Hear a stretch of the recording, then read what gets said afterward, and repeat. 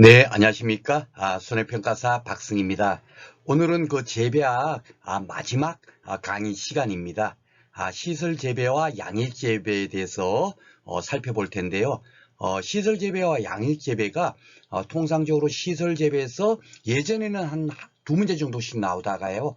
최근에는 양일 재배가 5회 때부터 꾸준하게 지금 한 문제씩 출제되고 있다 보니까 시설 재배도 한 문제 정도 이렇게 출제가 되고 있습니다. 그렇게 해서 오늘 강의에서 출제가 한 두 문제 정도 된다라고 생각하시면 되겠고요. 원래 시설 재배하고 양액 재배하고 나눠서 강의를 하려고 했는데 결국은 양액 재배 또한 시설 안에서 재배하는 거기 때문에 같이 이렇게 오늘 그 강의를 진행하도록 했습니다. 그리고 시설 재배 같은 경우는 예전에 기본적으로 맨날 나오는 내용이 맨날 똑같은 내용이 출제가 됐어요. 그래서 좀 쉽게 나왔는데 최근에 이제 7회, 8회, 9회 이렇게 오면서 예전의 문제를 내기보다는 자꾸 좀 이제 새로운 문제를 내려는 그런 이제 출제 경향으로 바뀌고 있습니다. 그러다 보니까 예전에 기출문제도 우리가 그 공부를 해야 되고, 그리고 최근에 뭡니까 출제 경향에 또 맞춰서 그 부분도 공부를 해야 되고 하다 보니까 조금 양이 많습니다. 그래서 이번 마지막 시간이 조금 길어질 수도 있겠지만은 여러분들께서 혹시 듣다가 좀 이제 지루하시거나 시간이 갑자기 다른 일이 생겼다 그러면 잠깐 중단하셨다가 이렇게 강의를 진행을 하시면 되겠습니다. 자, 먼저 이제 그 왜 이제 시설 재배가 꾸준하게 나오냐면요. 예전에는 노지 재배를 했잖아요. 그쵸? 그런데 요즘은 뭐 농작물이나 특히 이제 채소류 같은 경우 그리고 이제 뭡니까 그 화해 꽃 같은 경우 대부분 이제 시설에서 많이 재배를 합니다. 옛날에는 쉽게 말해서 국화 같으면 가을에만 국화꽃을 피웠지만 이제는 뭐 한겨울에도 국화가 생산되고 막 그렇게 할 수 있도록, 왜냐하면은 시설 안에서는 언제든지 그 뭡니까 온도나 빛이나 이런 것을 인공적으로 뭡니까 변화를 시킬 수 있죠. 예, 가을처럼 만들어가고 꽃 피게 하고 막 그렇게 할 수가 있는 겁니다. 그러다 보니까 이 시설 재배가 굉장히 중요한 거고 재배학에서 꼭 출제가 됩니다. 그리고 재배학 문제가 보면은 막 이쪽에 앞에 것이 나왔다 뒤에 것이 나왔다 하지만 통상적으로 시설 재배와 양액 재배는 제일 마지막 부분이 있죠. 우리가 그 재배학이 51번부터 75번까지를 하면 보통 한 73번, 74번, 75번 이쪽에 배치돼서 출제가 됩니다.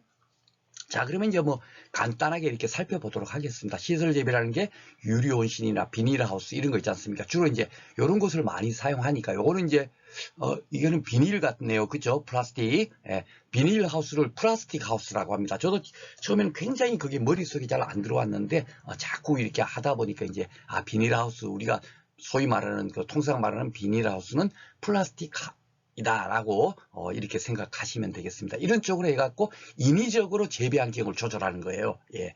그렇게 하기 때문에 뭡니까 토양도 좋도록 하고, 그래서 우리가 앞에서 뭡니까 육묘할 때도 상토를 배웠잖아요. 그죠? 그리고 흙 같은 것도 자연적인 노지 흙을 그대로 쓰는 게 아니고 인공적인 흙을 만들어 가지고 양육 재배다 하고 막 그렇게 하는 겁니다. 예, 그래서 또 연중 생산이 가장 중요한 게 이거죠. 그죠? 연중 생산이 가능하도록. 옛날에는 막 봄에 이렇게 그 수확할 수 있는 거는 오직 봄에 그 수확을 했었는데 지금은 여름에도 수확하고 가을에도 수확하고 겨울에도 수확할 수 있도록 하기 때문에 시설 재배를 하는 거예요. 자, 봐보겠습니다. 이것이 이제 기출 문제로 한번 나왔던 적이 있는데 잘 봐보십시오. 보통 최근에 그 뭡니까 그 시설 재배를 하면 그 다 좋으니까 할 거 아닙니까? 근데 한번 봐보세요. 토양은 시설 재배를 계속 하면 어떻게 되죠? 그게 이제 시설 그 비닐하우스 안에서 재배를 하면 비료도 맹주고 할 거 아닙니까? 그러다 보면은 그 노지보다는 뭡니까 그 비료 성분이 더 집적이 많이 되겠죠. 노지 같은 경우는 비도 오고 이러다 보면 그 쓸려 내려가고 좀 그 염류 집적이 안 되는데 우리 염류 집적도 배웠죠. 예, 이 비료 성분이 계속 집적이 될 거고, 그리고 또 계속 거기다 이제 작물을 키우다 보면 연작장애도 더 있을 거 아닙니까? 그죠? 그리고 토양의 물리성, 이거 알죠? 토양편에서 물리적 특징을 이제 그 설명을 하면서 통기성, 투수성, 배수성 이런 거는 물리적 특성이죠. 그렇죠? 예, 그래서 공기도 잘 통해야 되고 물도 잘 빠져야 되고, 예, 그리고 또 뭡니까? 그 보수성, 배수성이라고 제가 잘못 적은 것 같네요. 투수성이 배수성이란 똑같은 의미고, 그리고 보수성, 보비력 이런 것도 좋다 그랬죠. 그죠? 물을 머금고 있고 비료를 머금고 있는 그런 성질도 좋은 게 결국은 양토다라고 했고 입당 구조라고 그랬습니다. 그죠? 예, 그런데 이 시설 재배에서 계속 하다 보면은 결국은 이런 토양도 나빠질 거 아닙니까? 그죠? 예, 나빠요. 수분도 자연 강우가 없으니까 어떻습니까? 토양이 건조해지겠죠. 비닐로 딱 가려져 있으니까. 그죠? 그리고 습도도 높을 거고. 그리고 온도도 높을 비닐로 해갖고 이렇게 또 이렇게 뭡니까? 그 투과해갖고 이렇게 빛이 들어오니까 온도도 높아지고 일교차도 커질 거고 또 온도도 불균하게 되겠죠. 그죠? 시설 뭐 빛을 많이 받는 쪽에서는 또 반사 많이 거긴 또 따뜻하고 또 아닌 곳은 좀 또 이렇게 뭡니까? 그 또 온도가 좀 낮을 거고 막 그럴 겁니다. 그리고 광량도 적을 거고 광분포도 불균을 할 거고 그리고 이산화탄소도 제가 말씀드렸죠. 이산화탄소는 많아야 좋다. 대기 중에 그렇죠. 그 한 개만 갖고도 딱 보면 우리가 그래서 이런 것을 딱 머릿속에 들어오는 거예요. 그걸 생각 안 하고 읽으면 이산화탄소량이 적음해도 이게 뭔 뜻인지 모르거든요. 이게 좋은지 나쁜지를 모르고 하면 그 적다는 거는 무조건 넣고 나쁜 거다. 이산화탄소가 없으면 결국 광합성도 못 하잖아요. 그렇죠? 그러니까 무조건 넣고 나쁜 거예요. 그리고 유해가스도 많아지겠죠? 예. 왜냐하면 가려져 있으니까 가스가 막 대기 중으로 날아가야 되는데 그 시설 안에 계속 있고 그렇죠?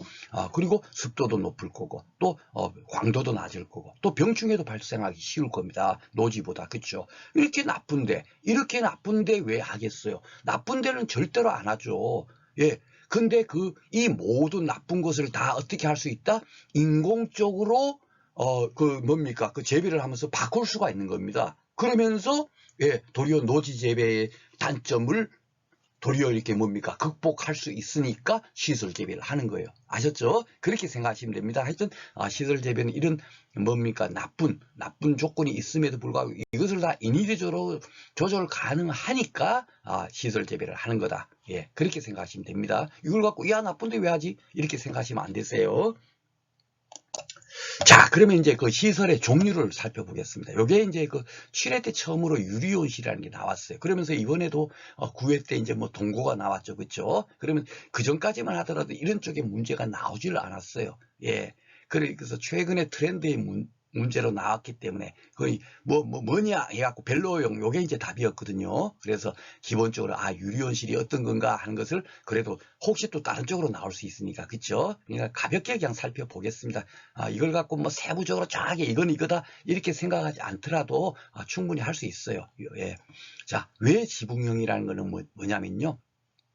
여기 이제 그 가정집이라 치면 이 벽면에다가 벽옆 측면에다 이렇게 온실을 하나 만드는 겁니다. 예, 소규모로 이렇게 할 때, 예. 여기 보면 한쪽 지붕만 있는 시설이라 그랬죠. 그러니까 왜 지붕형인 거예요. 그죠? 지붕이 한쪽만 있는 거. 예. 나머지는 이렇게 벽으로 돼 있으니까. 그죠? 이렇게 뭐 만들어서 하는 거를 왜 지붕형이라 한다. 그렇게 생각하시면 되겠고요.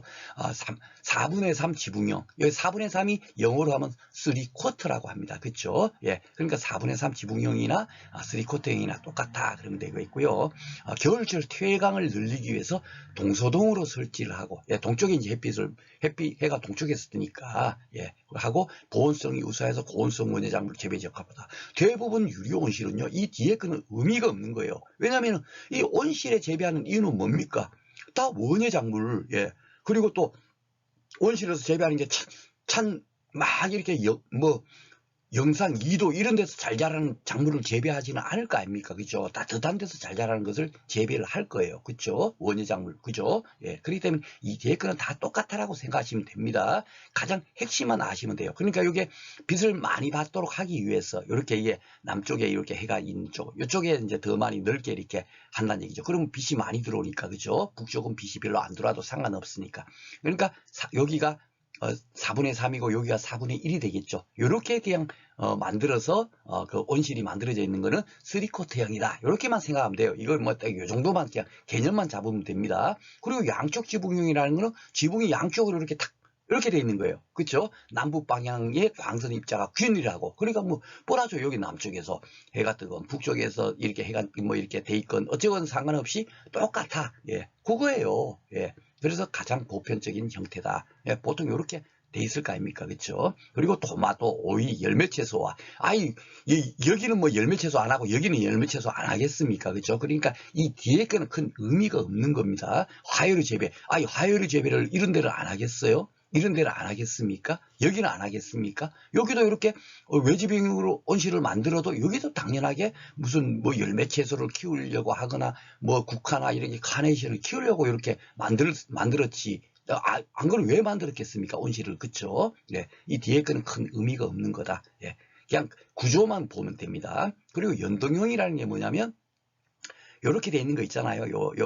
양축 지붕형. 요걸 그냥 연동시켜 놓은 거다 생각하면 돼요. 연동형이니까. 그쵸? 그러니까 요렇게 바짝바짝 붙여서 하면, 떨어뜨려서 이렇게 뭡니까? 온실을 만들기보다는 어떻게 되죠? 토지 이용률이 높겠죠. 따닥따닥 붙이니까. 그쵸? 그렇게만 생각하시면 돼요. 그런데 이제 이렇게 따닥따닥 붙여 놓으면은 뭡니까? 열 손실이 많고 강우나 적설에 약하다. 이 의미는 뭐냐면 쉽게 말하면 눈이나 비가 내렸을 때 따닥따닥 붙어 있으니까 여기다 눈이 쌓일 염려가 있잖아요. 이게 따로따로 떨어뜨려 놓으면 눈이 이렇게 흘러내리려도 하는데, 그쵸? 따닥따닥 붙어 있으니까 이 공간에다가 눈이 쌓인다 아닙니까? 비도 이렇게 막 빗물도 고이고. 그러니까 강우나 적설에 약하다. 예, 그렇게만, 요 그림만 떠올리시면 되죠. 그래 놓고 읽어보면, 이게 연동형이겠구나. 이렇게 생각하면 되고.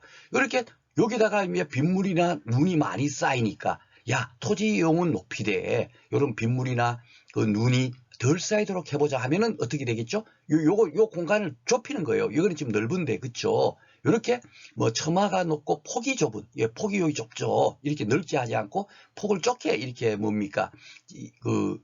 돼 있는 것을 이렇게 연결하는 거를 벨로형이라고 하나 봐요. 요거는 영어니까 이렇게 하여튼 바짝바짝 붙이는데 이렇게 뭡니까? 이 연동형보다는 좀 이 폭이 좁게 해서 이렇게 연결한 거는 벨로형이라 그렇게 생각하면 돼요. 요 보면 연동형 온실의 결점을 보완한 것이라 그러니까 결국 여기는 강우나 적설에 약하지 않도록 좀 덜 쌓이겠죠. 그쵸?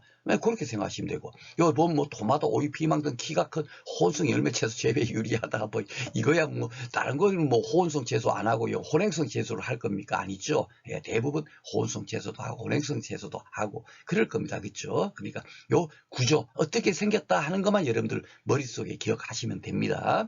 그리고 둥근 지붕은 말 그대로 이렇게 둥글게 만드는 거예요. 요거는 이렇게 만들고 막 다 이랬잖아요. 예, 그런데 둥글게 만들었어요. 이걸 곡면유리를 사용했다 하니까 둥글게 만들었어요. 그래서 우리가 보통 식물원 이런 데 가보면은 이제 대형 식물원 같은 데 가보면 이렇게 막 원처럼 돼 있을 겁니다. 그쵸? 예, 넓게 이렇게 돼 있는 거. 그게 이제 뭐 둥근 지붕이다. 그렇게 생각하시면 됩니다. 자, 그리고 이제 그 유리온실이 이제 한 문제가 저 7회 때 나왔는데, 그 다음에 이제 그러면은 사실 유리온실은 현재 비싸거든요. 왜냐하면 유리로 만들어진 온실이니까 비쌀 거 아닙니까? 그 설치비가. 그죠? 예, 굉장히 비쌀 거예요. 그래서 일반적으로 지금 현재 재배 현장에서 많이 쓰이는 거는 결국 이런 비닐하우스 있잖아요. 우리 소위 말하는 이런 비닐하우스를 주로 이제 사용을 할 겁니다. 그리고 대부분 문제도 보면 이렇게 연질 필름 사용한 거 있죠. 예, 그게 지금까지 그 전에 출제가 많이 됐어요. 예, 기출문제 풀어보겠지만 그런데 이런 비닐하우스를 뭐라고 하냐면 플라스틱 하우스라고 합니다. 예, 비닐하우스라고 통칭돼 있죠. 근데 이게 지금까지 출제가 안 된 거예요. 유리온실은 나왔는데 더 많이 사용되는 것이 출제될 확률이 높지 않습니까? 그죠? 그래서 플라스틱 하우스, 이 비닐하우스도 또 이렇게 뭡니까? 또 이렇게 또 나름대로 이렇게 형태별로 구분해 봐 보니까 앞에도 뭡니까? 양축 지붕형 뭐 해갖고 뭐 벤노형 이런 식으로 이제 구분했잖아요. 둥근 지붕형 이런 식으로 이 비닐하우스도 구분을 하면 세 가지 형태가 있습니다. 그래서 이게 나올 것 같다라고 제 나름대로 생각을 해가지고 교재에도 이렇게 집어넣고 지금 오늘 그 강의도 진행을 하는 겁니다. 터널형 하우스가 있고 지붕형 하우스가 있고 아치형 하우스 이렇게 세 가지로 구분이 돼요. 여기는 뭐 4분의 3 쿼터형 이런 게 아닙니다. 예, 터널형이라는 건 말 그 자체로 이렇게 보면은 터널처럼 비닐 보통 터널처럼 돼 있잖아요. 그쵸? 예, 그래서 터널형이다 생각하면 되고, 또 그리고 같이 보는 걸 제가 미리 같이 보겠습니다. 이 아치형도, 이 아치가 뭐예요? 이렇게 뭐 성, 이런 의미지 않습니까? 이렇게 아치처럼 돼 있다. 그러니까 사실 터널형이나 아치형, 이렇게 요 구분만 여러분들 간단하게 해주시고 사실 똑같습니다. 똑같아요. 예, 특징은 똑같다라고 보면 돼요. 왜냐하면 봐보세요. 이거 이렇게 터널형으로 만들었다, 아치형으로 만들었다 그러면 보온성이 크고, 예, 이렇게 보온성이 크니까 우리 보온성 때문에 이렇게 비닐하우스를 씌울 거 아닙니까? 아니면 그 찬바람이 그대로 그 작물에 해를 끼칠 수 있으니까, 그죠? 냉해 피해도 있고 하니까 그래서 비닐을 씌울 거 아닙니까? 그러니까 보온성이 커요. 그리고 바람이 불어도 내풍성이 강하겠죠. 예, 바람 피해도 없을 거 아닙니까? 이렇게 딱 하니까, 그죠? 가리고 있으니까. 그래서 내풍성이 강하고 똑같아요. 그리고 실내 광 분포가 균일하다 돼 있죠. 왜냐하면 이렇게 동그랗게 돼 있으니까 어느 쪽으로 빛이 이렇게 비쳐도 여기 그 실내에는 뭡니까? 그 광이 일정하게 다 이렇게 그 뭡니까? 투과가 되겠죠. 그러니까 다 이렇게 특징이 똑같다라고 보면 돼요. 그리고 그런데 중요한 게 환기 능률이 떨어지고 여기도 보면 환기 능률이 나쁘다 돼 있죠. 그리고 적설에 약하다 그랬죠. 적설에 취약해. 한번 봐보겠습니다. 이 비닐을 이렇게 덮어 놔놓으니까 어떻겠습니까? 이 안에서 대기가 순환이 안 되니까 당연하게 환기 능력이 떨어진다라는 거예요. 그죠? 그리고 뭐 공부할 필요가 없는 게 비닐하우스 하나만 떠올리시면 되는 거예요. 그리고 적설에 취약하다. 왜? 눈이 왔습니다. 눈이 오면은 이 위에 좀 쌓일 거 아니에요. 그러면 이게 비닐하우스 무너진 거 아시죠? 막 폭설하고 하면 여러분들 다 아실 거예요. 이렇게 돼 있다 보니까 눈이 오면 이 눈이 위에다 쌓여가지고 비닐 위에다 쌓여져가 결국 축 비닐하우스가 무너지잖아요. 그렇죠? 그러니까 적설에 약한 겁니다. 아셨죠? 예, 그렇게 생각하시면 돼요. 그리고 뭐 뒤에 여기 조금 더 있는데 이게 뭐 보온성이 양호, 방열 면적이 좁다 똑같은 거라고 생각하시면 되고 자재비가 적게 들고 간단하게 지을 수. 이거 뭐 이렇게 뭡니까 쇠하고 요 비닐하고만 있으면 되니까 이것도 마찬가지죠, 그렇죠? 예, 조금의 어떤 차이점은 있을지 몰라도 제가 이렇게 공부해봐 보니까 거의 뭐 공통적이다라고 이렇게 생각하고 여러분들께서 공부를 하셔도 되겠습니다. 하여튼 터널형, 아치형 이렇게 생겼다. 그 정도만 구분하시고 중요한 게 뭐냐면 이 지붕형.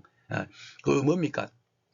그 유리온실도 연동형으로 하다 보니까 적설에 피해가 오고 막 그랬잖아요. 강우에 취약하고 그러다 보니까 야 그것을 좀 폭을 좁게 하니까 뭡니까? 적설이나 강우에 취약하는 것이 좀 보완이 되더라. 그래갖고 벨로형이 생겼잖아요. 그죠? 그러니까 7회 때 그 뭡니까? 벨로형이 그 답이었는데 이것도 마찬가지겠죠. 이 터널형하고 그 아치형 하우스의 가장 큰 현재 단점이 뭡니까? 예. 여기 보면 적설에 취약한 거예요. 이렇게 적설에 취약하고 또 뭐죠? 예, 이거 환기 능력이 떨어지고 그렇죠? 왜냐하면 여기 공기가 다른 데로 왔다 갔다 순환이 안 되니까 이렇게 비닐로 싹 쌓여져 있다 보니까 그러다 보니까 뭡니까? 만들어진 것이 지붕형 하우스라고 생각되어 있어요. 그러니까 저 지붕형이 어떤 건가 검색을 이래저래 하다 보니까 뭐 도저히 잘 없더라고요. 그런데 하나가 이렇게 돼 있는 게 있더라고요. 플라스틱 하우스 이게 지붕형이에요. 쉽게 말해서 여기는 보면은 잘 봐보시면 창문 같은 게 만들어져 있죠. 이거는 창문이 없는데 그렇죠? 이렇게 창문이 만들어져 있으니까 결국 뭡니까? 이 문을 열어버리면 공기가 환기가 잘 되겠죠. 예. 그러니까 터널형, 아치형의 단점을 보완할 수 있고 또 그리고 여기 지금 보면 이렇게 지붕처럼 이렇게 만들어져 있잖아요. 예. 그리고 좀 이게 뭡니까? 좀 딱딱한 거. 예. 여기는 비닐, 우리가 소위 말하는 비닐이고요. 이거는 뭡니까? 그 비닐인데 결국 좀 이렇게 딱딱한 경질 필름이라고 있습니다. 제가 이제 출제가 계속 연질 필름이 뭐냐, 경질 필름이 뭐냐 이거를 묻는 문제가 아마 4번, 5번이 나왔어요. 우리 총 9회 동안에. 그런데 초년도에 더 많이 나왔죠. 그 정도로 그거를 계속 물었어요. 그런데 이거 제가 볼 때 응용하면은 바로 이런 식으로 나올 수 있는 겁니다. 예, 경질 필름이 뭐냐 이렇게 묻는 게 아니고 다음 중 경질 필름을 사용해서 뭡니까 그 제작하는 플라스틱 하우스는 뭐냐 해갖고 1번 터널형, 2번 지붕형, 3번 아치형 이런 식으로 문제를 낼 수도 있단 말이에요. 그렇죠? 응용을 해서. 이게 바로 이거예요. 경질 필름을 쓴다는 건 하면 뭐죠? 경화할 때도 딱딱해진다. 뭐 이렇게 뭡니까? 환경에 순하기 위해서 뭐 이런 거 있지 않습니까? 그런 의미로 경이에요. 딱딱할 경. 그죠? 연해진다. 뭐 이런 의미일 거고. 그러니까 딱딱한 필름이란 얘기죠. 즉 뭐겠어요? 이거 봐보세요. 딱딱하게 생겼잖아요. 그러니까 눈이 와도 어떻습니까? 여기는. 눈이 와도 쉽게 이게 무너지겠습니까? 안 무너지겠습니까? 안 무너지죠. 그렇죠? 예, 바로 그거예요. 그러니까 여기는 결국은 어떠냐면 적설에도 이거 봐봐. 적설량이 많은 지대 적합하다 이렇게 돼 있죠. 창의 개폐가 간단해요. 이게 순환도 잘 될 거고. 천정 환기가 쉽다 돼 있죠. 그죠? 그런데 광선 투과율이 낮다. 왜냐하면 이게 딱딱한 필름이다 보니까 요거는 잘 봐보면 비닐이니까 딱 빛을 비추면 안쪽으로 빛이 잘 들어가겠지만 여기는 어떻게 했어요? 벌써 좀 딱딱한 그 재료를 쓰니까 여기는 빛이 잘 들어가지를 않겠죠. 그죠? 요게 이제 단점이고 또 비용이 비싸겠죠. 이 딱딱한 필름, 그러니까 뭐 이런 비닐보다 더 비쌀 거 아닙니까? 그렇죠? 예, 요런 단점이 있지만 요거 때문에 한다. 예, 돈을 많이 들고 하더라도 예, 환기도 좋고 뭡니까? 적설이 많은 지대. 예, 이런 데다가 솔직히 말해서 눈이 많이 오는 데다가 이걸 해놔버리면 맨날 작물 피해만 있고 그냥 고생은 고생들하고 아무런 수확이 못하고 그렇게 되니까 비용을 들여서라도 이렇게 지붕형 하우스를 만드는 거예요.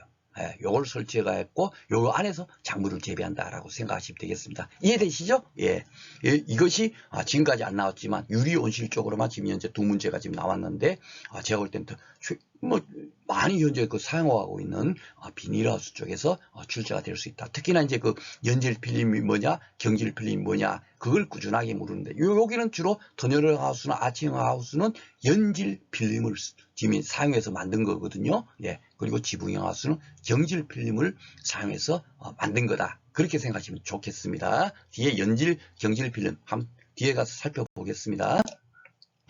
그리고 이제 여기 이제 초년도에 여기 나온 건데요. 최근에는 지금 나오고 있지 않습니다만은 초년도에 나왔으니까 그래도 또 한번 또 우리가 공부를 해야 되죠. 예. 이게 시설 재배 냉각법이라는 게 뭐냐면 쉽게 말해서 시설 안에서 너무 이제 온도가 뭡니까? 낮아도 안 되지만 또 너무 높아도 안 되죠. 그죠? 뭐든지 재배학은 중간이 가장 좋다 그랬어요. 그런데 그 공기도 안 통하고 시설에 계속 햇빛만 내리쬐고 하다 보면은 너무너무 온도가 올라갈 거 아닙니까? 너무 올라가면 안 되죠. 그러다 보니까 시설 안에 조금 이렇게 시원하게 해줘야 될 온도를 좀 낮춰줘야 될 필요가 있지 않습니까? 그쵸? 그래서, 그냥 에어컨을 설치해버리면 가장 좋지만, 이 에어컨을 설치해서 계속 작물을 재배한다고 생각해보세요. 비용이 더 많이 들어가겠죠. 그러다 보니까, 실질적으로는 에어컨을 사용해서, 비닐하우스를 이렇게 운영하는 것이 아니라 이렇게 간이냉각법이라고 해갖고 요걸 갖고 시설에 너무 온도가 높아지면 조금 냉각시키는 그런 방법을 사용하고 있습니다. 그 방법이 펜 앤드 포그법, 펜 앤드 패드법, 펜 앤드 미스트법 이렇게 세 가지 있어요. 그런데 이것도 안으로 들어가면 굉장히 어렵겠죠. 지금까지는 요걸 어떤 종류가 있는가 하는 정도만 출제가 됐으니까 그 정도까지 생각해서 보겠는데요. 펜과 앤드 그리고 이런 거 아닙니까? 그죠? 포그라는 건 뭐예요? 안개, 그죠? 안개법이다. 그리고 패드법은 뭐겠습니까? 패드 알죠? 패드 그죠? 그 패드를 설치해서 냉각시키는 거고, 미스트법은 뭐죠? 미스트법은 아마 여성분들은 화장품 보면은 요즘 얼굴에다 칙칙칙 뿌리는 거 있잖아요. 그걸 갖고 미스트라 그러잖아요. 그죠? 그러니까 포구하고 미스트하고 비슷한 것 같은데도 또 이렇게 사용하고 있으니까 우리는 미스트는 그냥 분무가 툭툭툭 뿌려주는 거 그렇게 생각하시면 됩니다. 그러면서 가볍게만 한번 살펴보겠습니다. 외부에 설치된 분무실 사이로 외부 공기를 통과시킨 냉각 공기와 함께 이동한 작은 물입자가 요게 세문대 이제 포구, 안개 이런 포구가 안개 이런 뜻이잖아요. 그렇죠? 그런 것을 실내로 유입시킨다는 얘기예요. 그러니까 온도가 너무 이제 뜨거우니까 조금 이제 냉각시켜줘야 되는데 그 분무실 사이로 외부 공기를 딱 통과하면서 그 공기를 냉각시키면 되죠? 기체가 액체가 되지 않습니까? 그쵸? 액체가 되면서 이렇게 이제 작은 물입자로 바뀌죠. 그쵸?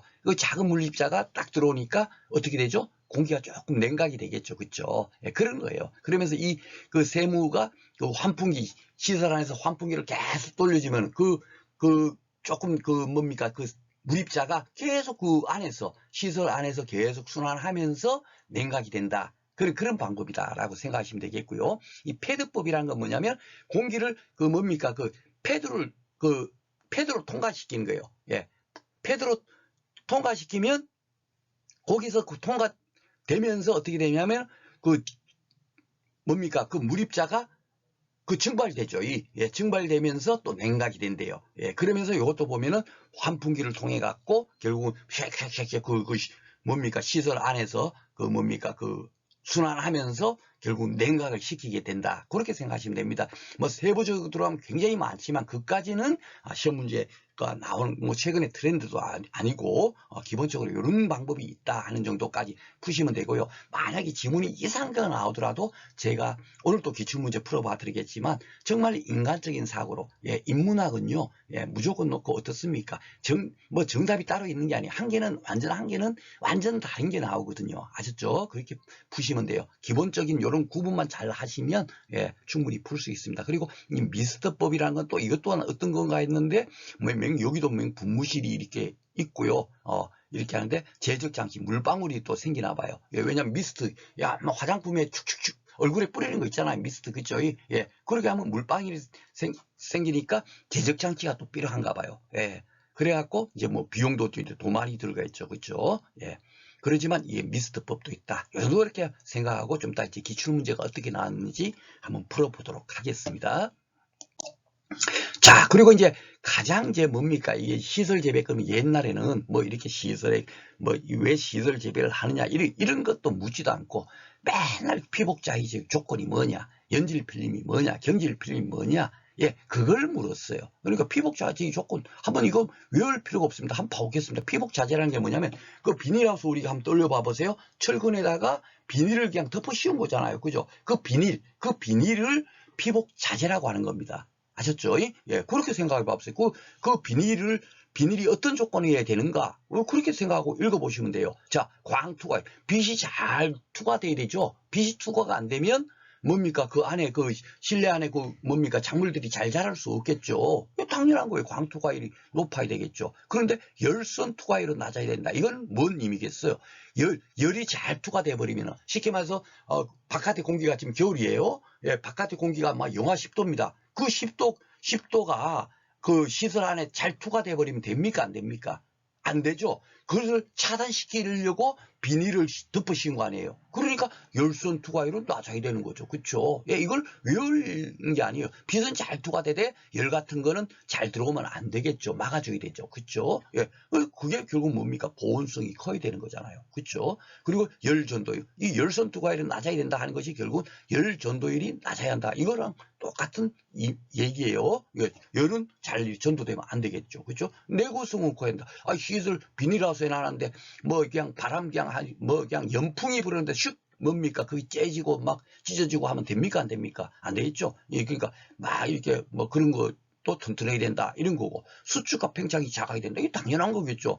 뭐 수축되고 팽창돼 버리면 됩니까? 그죠? 그리고 중국이 이게 당연한 거예요. 그죠? 그리고 제일 마지막으로 가격이 이왕이면은 싸는 게 좋겠죠. 그죠? 뭡니까? 비닐하우스 설치하는데 뭐 1억이 들고 이러면은 뭐 작물 재배 하겠습니까? 아무리 그게 뭡니까? 좋다, 작물 재배 좋다 하더라도. 그죠? 그러니까 다 뭡니까? 그냥 충분히 인간적인 사고로 이렇게 풀면 되는 거예요. 이걸 갖고 외우고 이런 게 아니라 그랬죠. 인문학은 무조건 놓고 뭡니까? 이것도 맞고 저것도 맞고 이럴 수 있다는 거예요. 그렇죠? 근데 이게 이 시험 문제 많이 나옵니다. 좀 더 문제 풀어봐 보면 이거 진짜 이건 아니네 하고 된방 풀 수가 있습니다. 그러니까 이걸 구태 외울 필요는 없습니다. 맨날 나온다 하더라도. 자, 그리고 이제 시험 문제가 이제 많이 출제됐던 것이 이거예요. 자, 연질필름, 경질필름 있죠. 제가 그래서 그 플라스틱 하우스 하면서 아치형하고 뭡니까? 터널형, 그거는 연질필름을 써요. 일반 비닐, 우리가 말하는 비닐로 사용한 거고, 그리고 지붕형은 뭡니까? 적설에 취약하고 이런 거를 보완하기 위해서 딱딱한 필름을 사용한다 그랬죠. 그래서 요것을 지금까지 이런 식으로 나왔지만, 경질필름인 것은 이런 식으로 나왔지만, 지붕형 하우스를 만들 때 사용되는 그 필름이 뭐냐 해갖고 1번, 2번, 4번 이런 식으로 문항을 좀 바꿔서 좀 제가 출제자라면 그렇게 낼 것 같아요. 그래서 제가 그걸 뭡니까? 따로 이렇게 슬라이드를 만들어서 이제 미리 설명을 드렸죠. 그쵸? 자, 그러면 연질 필름이 뭔가 하면은 주로 이제 세 가지가 있습니다. 연질 필름에. PE, 폴리에틸렌 필름이라고 하고요. 영어하고 요거하고 같이 여러분들께서 아셔야 되면 어떤 때는 염화비닐 필름으로 지문이 나올 수 있고 어떤 때는 PVC로 나올 수 있어요. 그죠? PVC는 염화비닐 필름이다. 그리고,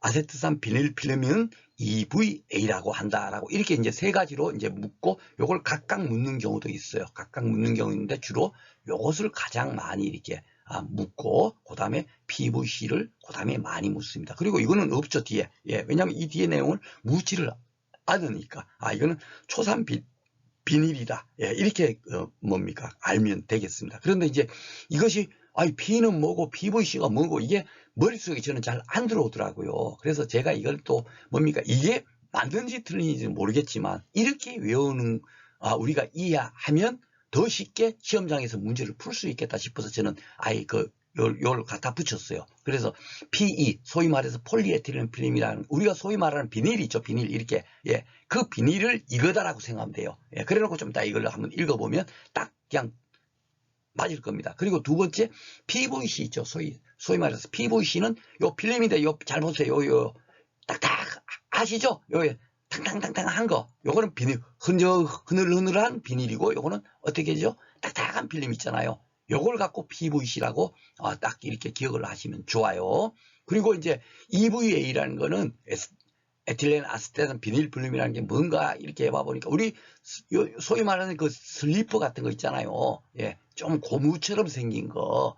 아예 그것을 떨려버리면 그것을 돌려버리면 가장 좋겠다라고 생각이 들어서 제가 일부러 요 사진을 실은 겁니다. 그렇게 하고 한번 보겠습니다. 자, 연질 필름 해가고 PE 필름 요 종류가 중요하다 그랬죠. 연질 필름 요 세 가지입니다. 요것을 꼭 같이 하셔야 돼요. 따로따로 이렇게 근시한 척으로만 보지 마시고 다음 중 연질 필름이 아닌 것은 이렇게 나오니까 PE, PVC, EVA는 연질 필름이야. 그러면 요 사진을 딱 올리시면 되죠. 요거는 연질 필름이다. 그렇죠? 자, 광투화율이 높다. 이렇게 비닐이니까 빛이 잘 들어가겠죠. 그렇죠? 광투화율이 높다. 이게 가장 중요한 거예요. 여기 7회 때 광투화율이 가장 높은 것이 뭔가 해서 나왔는데 9회 때 또 나왔는데 그 다음 중 광투과일이 높은 순서별로 이렇게 정리된 것은 그래갖고 그 전원 정답 처리했어요. 그러니까 뭡니까 출제위원이 조금 이렇게 새로운 문제 조금 어려운 쪽으로 가려고 하다 보니까 그게 이제 문제 오류가 난 겁니다. 그러다 보니까 저는 9회는 전원 정답 처리했거든요. 그것도 이제 기출문제 그 뒤에 가서 이제 보겠지만은 가장 높은 것은 광투화율이 높은 것은 내가 문제가 나왔던 것이 P이니까 P 필름이 광투화율이 가장 높다. 요 지금 빛이 가장 잘 이렇게 토과될 거 아닙니까? 그렇죠? 그리고 약품에 대한 내성도 크고 가격이 싸겠죠. 그늘느늘한 이런 거니까 이런 거보다는 좀 가격이 싸겠죠. 그죠? 피복체증 가장 많이 싸요. 바로 이게 PE필름을 가장 많이 사용하는 거예요. 가장 많이 사용하니까 이것이 가장 많이 출제가 되는 겁니다. 그리고 항장력과 신장력이 작고 표면에 먼지가 잘 부착되지 않는다. 요거는 뭐냐면 여기는 보면 표면에 먼지가 잘 부착되죠. 그래서 제가 그걸 기억하기 위해서 요걸로 생각한 거예요. 여기 만약에 먼지가 있으면 여기 잘 붙겠어요. 여기 잘 붙겠어요. 여기가 먼지가 팍 그냥 뭡니까 그 자석 같은 거 그거 있잖아요. 그 먼지 쇠 빨아당기는 것처럼 여기가 훨씬 먼지가 잘 붙을 겁니다. 그렇죠? 반질반질하고 딱딱하게 생겼으니까. 그래서 여기는 먼지가 잘 부착되지 않고요. 요 PVC는 먼지가 잘 부착되죠. 잘 부착된다. 이렇게 기억을 하시면 되겠습니다. 이게 좀 혼선이 올 수 있으니까. 그렇죠? 좀 다르죠? 여기랑 완전 다르니까 이것은 특징을 정확하게 기억하기 위해서 제가 이 사진까지 이렇게 같이 오려붙인 거예요. 그리고 보온성은 떨어진다 하는 건 뭐냐면 쉽게 말해서 이건 좀 딱딱한 필름이니까 좀 뭡니까 찬바람도 잘 이렇게 막아줄 것 같은데 이거는 흐물흐물하잖아요. 비닐이. 그러니까 찬기운이 그래도 좀 통과가 되겠죠. 그러니까 보온성은 떨어진다는 거예요. 가격은 싸고 가장 많이 쓰지만 그만큼 싼 게 비지떡이라고 보온성이 좀 떨어진다. 그렇게 생각하시면 되겠습니다.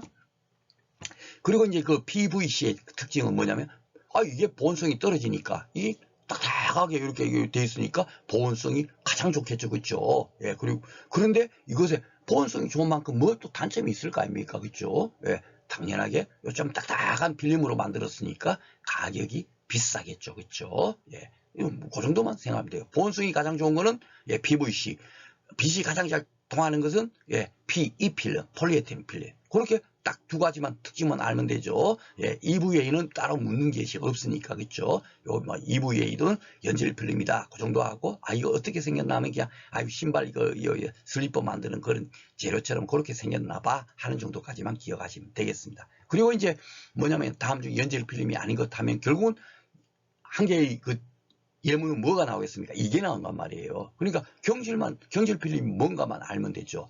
경질 염화 비닐 필름 돼 있어요. 여기 염화 비닐 필름은 PVC잖아요. 근데 그 앞에다가 경질이 붙었으니까 뭡니까? 이거는 경질 필름이죠. 그쵸? 뭐 따로 외울 필요가 없어요. 예, 경질이 없으면 연질 필름이고, 경질이 있으면 예, 이거는 딱딱한 필름이라고 생각하면 되죠. 여기도 보면 경질 폴리에스테린 필름 돼 있죠. 예. 그런데 중요한 게 이것은 예문에 폴리에틸렌은 연질 필름인데 여기는 폴리에스테르잖아요. 예, 폴리에스테르 돼 있고 경질을 뺀 상태에서도 문제가 지문이 나왔어요. 예, 그러니까 경질이 없다고 해서 그냥 폴리에스테르 필름 그러면 이거는 아이고 경질이 없으니까 연질 필름이겠거나 하면 틀려요. 예, 폴리에스테르 필름은 경질 필름이라고 생각하면 돼요. 이 폴리에스테르 필름이 뭐냐면 여러분들 그 우리 뭡니까? 음료수 같은 거 요즘 어디에다 옛날에는 뭐 유리병에다 담았지만 요즘은 어디에다 담죠? 캔에 담기도 하지만 어디에 많이 담습니까? 페트병이라고 여러분들 아시죠? 페트병. 예, 페트병 어떻습니까? 페트병이 그게 그 비닐입니까? 딱딱합니까? 딱딱하죠. 예, 페트병 아죠? 뭐 생수 같은 것도 요즘 다 그 페트병으로 담아서 판매가 되잖아요. 그러니까 이 페트병을 생각하면 돼요. 폴리에스테르 필름은 페트병이다. 페트병은 딱딱하니까 경질 필름이야. 이렇게 기억하시면 되겠습니다. 아셨죠?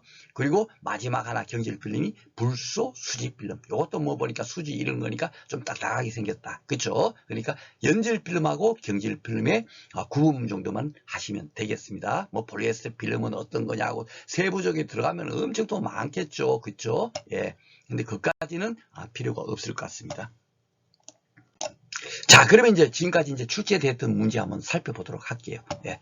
6회 문제 이렇게 했습니다. 최근에 뭐 그런 것부터 시설의 환경 특이성에 관한 설명으로 옳죠. 시설 안에서의 특징 중에서 틀린 것을 찾으세요 이거죠. 위치에 따라 온도 분포가 다르죠. 예. 그래서 제가 여러분들 헷갈리지 마시라고. 예. 원래 이런 게 이제 다릅니다. 그죠? 근데 이거를 인공적으로 이렇게 다르면 좀 이렇게 변화할 수 있기 때문에 그래도 이렇게 시설 재배를 한다. 그렇게 생각하면 됩니다. 위치에 따라서 광분포가 불균일하죠. 노지 재배에 비해서. 그러니까 노지 재배에 비해서 예. 그 시설 내의 환경이 특이성을 이렇게 물어야 되는데 노지 재배에 비해서 사실 있어야 돼요. 이 문제. 그렇죠? 노지 재배에 비해서 이게 있어야 됩니다. 여기는 거기 돼 있네요. 노지에 비해서. 그죠? 예. 토양 염류 농도가 낮아지기 쉽습니까? 아니죠. 염류 집적이 되지 않습니까? 그죠? 도리어 이렇게 노지 재배는 뭡니까? 비가 오면 그 비료 성분이 이렇게 휩쓸려서 내려갈 수 없어질 수 있는데 시설에서는 뭡니까? 그 빗물을 직접 이렇게 뭡니까? 그 접하지를 못하니까 염류 농도가 높아지죠. 그죠? 예. 그러니까 3번이 틀린 겁니다. 그죠? 노지에 비해서 토양이 건조해지기 쉽다. 그렇죠? 예. 왜냐하면 빗물을, 노지는 직접 비가 오면 빗물을 맞을 수가 있는데 시설 안에 갇혀 있는, 그 뭡니까? 흙은, 예. 그 빗물을 못 맞잖아요. 그러니까 건조하기 쉬운 거죠. 그렇죠? 예, 그렇게 푸시면 됩니다. 그러니까 막 외우고 이거는 아니에요. 재배하기. 외우는 건 뭐 진짜 거의 없었죠. 제가 병충해하고 그리고 뭡니까? 단일, 장일, 중성식물. 그거 이제 할 때 여러분들한테 이거는 어쩔 수 없이 외워야 됩니다. 있지? 외우자 하는 건 거의 없을 겁니다. 그렇죠? 자, 온실용, 여기 7회 때 이런 소물 이런 게 나온 거예요. 점화가 높고 폭이 좁은 양지붕형 온실을 연결한 거다. 양지붕 온실을 했으니까, 예, 이게 뭐냐. 그러니까 이거를 계산한 거예요. 폭이 좁은, 그러니까 요게 이제 벨로놈입니다. 밑에 뭐 파프리카 뭐 이런 과채류 재배에 적합하다. 뭐 이거는 과채류 재배 안 하겠습니까? 그렇죠? 예. 그런데 요 터널형은 온실이 아니죠. 요거는 뭡니까? 플라스틱 하우스잖아요. 그렇죠? 예. 여기 지금 그래서 제가 이제 터널형이 뭔지, 아치형이 뭔지, 뭡니까? 지붕형이 뭔지, 그것도 제가 설명을 드린 이유가 그거예요. 이렇게 하는 게 지문이 있으면 반드시 그게 나옵니까? 예, 터널형의 가장 큰 단점이 뭐죠, 여러분? 그렇죠? 눈 오면은 그냥 그대로 그냥 터널형 하우스가 푹 주저앉기 쉽지 않습니까? 그죠? 그런 걸 꼭 기억을 하십시오. 자, 그리고 이제 1회 때부터 나오고 이제 그럼 한번 보겠습니다. 과연 어떻게 출제되나? 시설 재배에서 연질 피복제를 골라라. 지금 말씀드렸죠. 이런 것이 계속 나와요. 연질 피복 뭐죠? 예, 폴리에틸렌 PE. 그죠? 예, 그리고 에틸렌 아세tate 필린. 예, 요 두 가지가 맞고요. 그리고 에스테르는 뭐죠? 페트병. 그거지 않습니까? 페트병. 그죠? 예, 페트병이니까 이거는 경질이고. 그리고 불소수질 필름도 예, 경질이죠. 그죠? 예. 그러니까 예, 요게 맞습니다.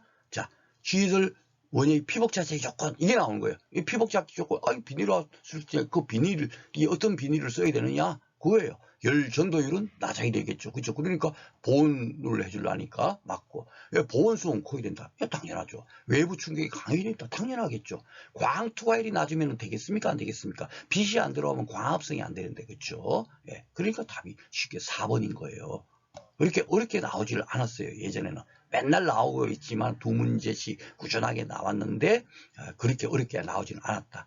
시설 재배용 플라스틱 피복제는, 이 플라스틱 피복제라는 게 결국 뭡니까? 제가 말씀드렸죠? 바로 그거예요. 비닐하우스 말하는 그 비닐, 그게 바로 플라스틱이라고 이렇게 통칭을 하는 겁니다. 플라스틱 한다고 우리가 딱딱한 플라스틱 오직 그것만이다, 이게 아닙니다. 그 플라스틱 피복제는 결국 뭐가 있다? 연질 필름과 경질 필름이 있더라. 연질 필름에는 PE, PVC, 그리고 뭡니까? 그 EVA 이런 것이 있고, 경질 필름은 페트병 이런 거 있다 그랬지 않습니까? 그죠? 그리고 불소 수지 필름 이런 거 있지 않습니까? 그죠? 그런 게 경질이다. 그 중에서 이제 골라라 이거예요. 자, 보온성이 떨어져요. 보온성이 떨어지는 거는 가장 많이 쓰면서 가격도 싼데 딱 하나 보온성이 떨어지더라. 그게 뭐였죠? 폴리에틸렌 필름이잖아요. 그렇죠? 그러니까 가장 그 특징만 딱 알면 돼요. 우리가 다 여기에 대해서 어떻게 다 할 수는 없지 않습니까? 그죠? 가장 많이 쓰는 거. 요게 답이 됩니다. 광투과율이 높고 나머지는 똑같아요. 연질 피복제니까. 그렇죠? 연질 피복제는 벌써 요것도 연질이고, 폴리에스테르 요 페트병 요거는 뭐죠? 경질이잖아요. 에틸렌 아세트란 요것도 연질인데 약품에 대한 내성이 있고 가격이 싸다 그런 거는 가장 많이 쓰이는 PE가 되겠죠. 그죠? 먼지가 잘 부착되지 않죠. 그죠? 염화 필름이 뭐죠? 반대로 먼지가 잘 부착된다잖아요. 그러니까 이렇게 찾을 수 있는 겁니다. 핵심적인 거는 다 지금 현재 강의 드렸어요. 여기 봐보세요. 여기도 계속 나오고 있잖아요. 그죠? 앞에서도 계속 나왔는데 여기는 보니까 4, 4, 또 5, 7 또 있잖아요. 자, 보겠습니다. 옳지 않은 것. 그 피복자재는 열 전도율이 높아야 됩니다. 열이 잘 전도돼 버리면 바깥 공기가 영하 10도인데 그 열이 잘 전도돼서 그 시설 내도 영하 10도가 돼 버리면 됩니까? 안 됩니까? 그러니까 이건 아닌 거예요. 그렇죠?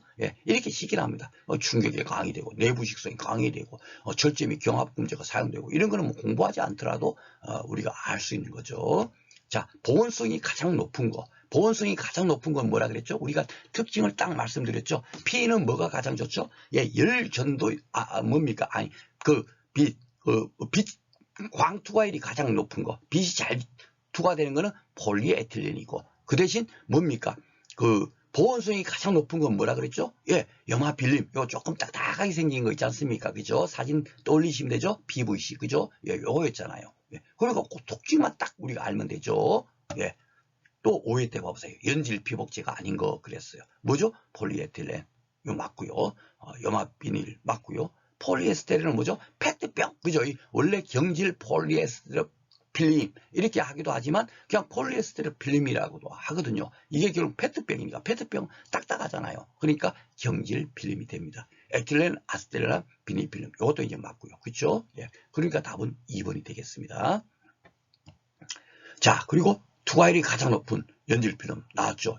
이 투과율이라는 게 뭡니까? 광 투과율, 빛이 잘 투과되는 것이 뭐냐 이거예요. 가장 빛이 잘 투과되는 건 뭐죠? 폴리에틸렌. 그리고 보온성이 가장 높은 것은 염화 비닐 필름. 그죠? 꾸준히 계속 나왔던 문제예요. 그죠? 이렇게 문제가 나왔습니다. 자, 그리고 초전도에 나온 거. 초전도에 나온 게 1회, 3회 때 이런 게 나온 거예요. 그 이후에는 지금 최근에는 안 나오지만 그래서 제가 패드, 미스트, 포그 설명냈죠. 기하행과법이 아닌 것은 이렇게 묻는 거예요. 뭔 얘기인지 알죠? 그러니까 너무 고민 안 하셔도 됩니다. 패드, 포그, 미스트, 그죠? 덕트는 없었죠. 그죠? 그러니까 답이 4번이고요. 또 온도를 낮추기 위해서 시설 벽면 윗도 아래에서 실내로 세무를 분사시켜요. 세무니까 이게 뭡니까? 포구, 안개 그런 의미죠. 그러니까 포구다 이렇게 생각하면 돼요. 한풍기로 공기를 뽑아내는 냉각법은 뭐냐? 그런데 이 패드는 패드를 통과시켜서 하는 거죠. 그렇죠? 덕트라는 건 없죠. 이 펜앤드 펜도 없죠. 그렇죠? 그러니까 답은 1번이 되겠습니다. 초전도에 나왔던 거예요. 자, 그러면 이제 어떻게 이제 나올 건가 해갖고 나름대로 예상 문제를 뽑아봤습니다. 통상 잘 나오는 거 연질 피복제가 아닌 것 나왔어. 그 답이 뭡니까? 딱 보이시죠 여러분? 페트 딱 보이잖아요. 요거는 딱딱한 거니까 경질 필름이다. 그쵸? 나머지 EVA나 PVC나 P는 다 연질 피복제예요. 자, 시설 원해 자재에 관한 설명 중 옳지 않은 것은 뭐죠? 열전도율은 낮아야 되죠. 그죠? 광투과율은 높아야 되지만, 그죠? 빛은 잘 통과해야 되지만, 열은 잘 통과되면 안 되죠. 전도되면 안 되죠. 그러니까 틀린 건 쉽게 1번이 되겠습니다. 자, 플라스틱 피복제는 해갖고 문제를 했어요. 보온성이 떨어져요. 그 쉽게 말해서 이 플라스틱 피복제 뭐죠? 비닐하우스, 통상, 그죠? 그걸 생각하면 되는데, 보온성이 떨어진대요. 그러면 이거 뭡니까? 우리가 그 보온성이 높은 건 뭐죠? PVC였잖아요. 그죠? 근데 그 P의 장점은 뭐죠? 빛은 가장 잘 투과되는데 가장 또 단점은 뭐다? 보온성이 떨어진다. 딱 그 우리가 그 핵심을 알고 있잖아요. 그러니까 이게 뭐죠? 보온성이다. 폴리에틸렌 필름 요 같아요. 그죠? 광투과율은 높고 연질 피복제. 아유 맞네. 광투과율은 높고 연질 피복제. 표면에 먼지가 잘 부탁되지 않죠. 그죠? 그러니까 이것도 맞는 거고요. 약품에 대한 내성이 있고 이거는 뭐 당연하게 뭐 다른 것도 내성이 크겠죠. 근데 가격이 싸다. 그러니까 가장 많이 사용하는 폴리에틸렌 필름, P필름이다. 그렇게 부르시면 되겠습니다. 자, 그리고 이제 또 이렇게 또 문제를 풀어보겠습니다. 온실형. 이것도 이제 뭡니까? 처마가 높고 폭이 좁은 양지붕형 온실을 연결한 거다. 주로 이제 뭡니까? 그게 뭐, 스리커트형도 있고 있지만은 주로 문제가 나오는 것이 뭐냐면, 뭡니까? 눈이 오거나 강우가 오더라도 뭡니까? 피해를 줄이기 위한 거, 좀 보완한 거니까 가장 뭡니까? 좋은 것이 문제가 나올 거예요. 그렇죠? 핵심적인 거. 그것이 뭐죠? 바로 벨로형. 요게 기출문제 있는 거 똑같이 셀 한번 풀어보는 겁니다. 이 벨로형만 한 개만 딱 알아도 나머지 쪽에 문제를 묻더라도 충분히 우리가 풀 수가 있어요. 자, 그리고 이제 나온다는 게 제가 이제 뭡니까? 금년 10회 이렇게 나왔으면 좋겠다. 바로 이거예요. 플라스틱 하우스는 해갖고 적설량이 많은 지대에 적합하다. 그쵸? 그러면 뭐죠? 적설량. 그 지붕형. 그죠? 바로 지붕형을 떠올리시면 돼요. 그 터널형과 아치형은 눈이 와버리면 폭삭 주저앉을 수 있는데 지붕형은 경질 필름으로 만들었으니까 그 뭡니까 터널형과 아치형의 단점을 보완한 거다. 그쵸? 그리고 창의 개폐가 간단해서 천정 환기가 쉽죠. 창문도 있었잖아요. 그림 아시죠? 지붕형. 그리고 불소 수지 필름, 경질 폴리에스테르 필름 등의 경질 필름이 사용된다. 바로 이거예요. 핵심이. 그럼 뭡니까? 이 지붕형이죠. 그쵸? 이 벨로형은 결국 뭡니까? 이거는 뭐 유리오실이고, 그쵸? 요거는 플라스틱 하우스의 종류인데, 그 중에 터널형과 아치형은 거의 동일하다. 앞에서 설명드렸죠? 요런 문제가 나올 수가 있다 해서 문제를 풀어봤습니다. 자, 그러면은, 그 시설 재배 쪽에서 이제 8회 9회는 어떻게 나왔는가 보겠습니다. 자, 1회 7회 때는 계속 보니까 문제가 많이 나왔지만 맨날 연질 필름이 뭐냐, 경질 필름이 뭐냐, 그거, 그리고 피복자재의 조건, 뭐 이 정도만 문제를 물었어요. 그러다가 딱 이제 그 8회 때가 봐보세요. A농가가 선택한 피복제는 이렇게 물은 겁니다. 피복제인데 그게 뭐냐 이거예요. 자, 한번 보겠습니다. A농가가 재배시설 피복제를 물방울이 맺혀 광투과율의 저하와 물방울이 맺혀갖고 결국 빛이 잘 통과가 안 되겠죠. 물방울이 있으면. 그쵸? 이슬 같은 거 맺혀있으면. 그러면 당연하게 병의 발생이 증가도 되고 하여튼 나쁜 거예요. 그러니까 괴면활성제. 쉽게 말해서 물 같은 거 이렇게 딱 해서 물방울이 딱 생겨도 그냥 그대로 또르륵 흐르는 거 있지 않습니까? 그렇죠? 그런 것을 이제 옷 같은 것도 그런 거 있죠. 비 같은 거 와도 그대로 그 뭡니까? 옷에 스며들지 않고 방수되도록 하려고 딱 반질반질한 거 그런 거 이제 그 처리를 하는 거 그게 이제 괴면활성제라 그러거든요. 그런 것을 처리한 필름을 선택해서 표면 장력을 낮춤으로써 물방울 맺힘 현상을 해결했다. 그 뭡니까 그 필름을 뭐라고 하느냐 이거예요. 그래서 이것도 뭐 그냥 무작정 이렇게 뭐 나온 것이 아니고 쉽게 말해서 비닐하우스에서 이렇게 막 재배하다 보니까 그 쉽게 말해서 그 이슬 맺힘을 뭡니까 그 방지하지 못해 갖고 이 이슬이 많이 맺혀 있으면 결국 어떻게 됩니까? 여기 먼저 볼까요?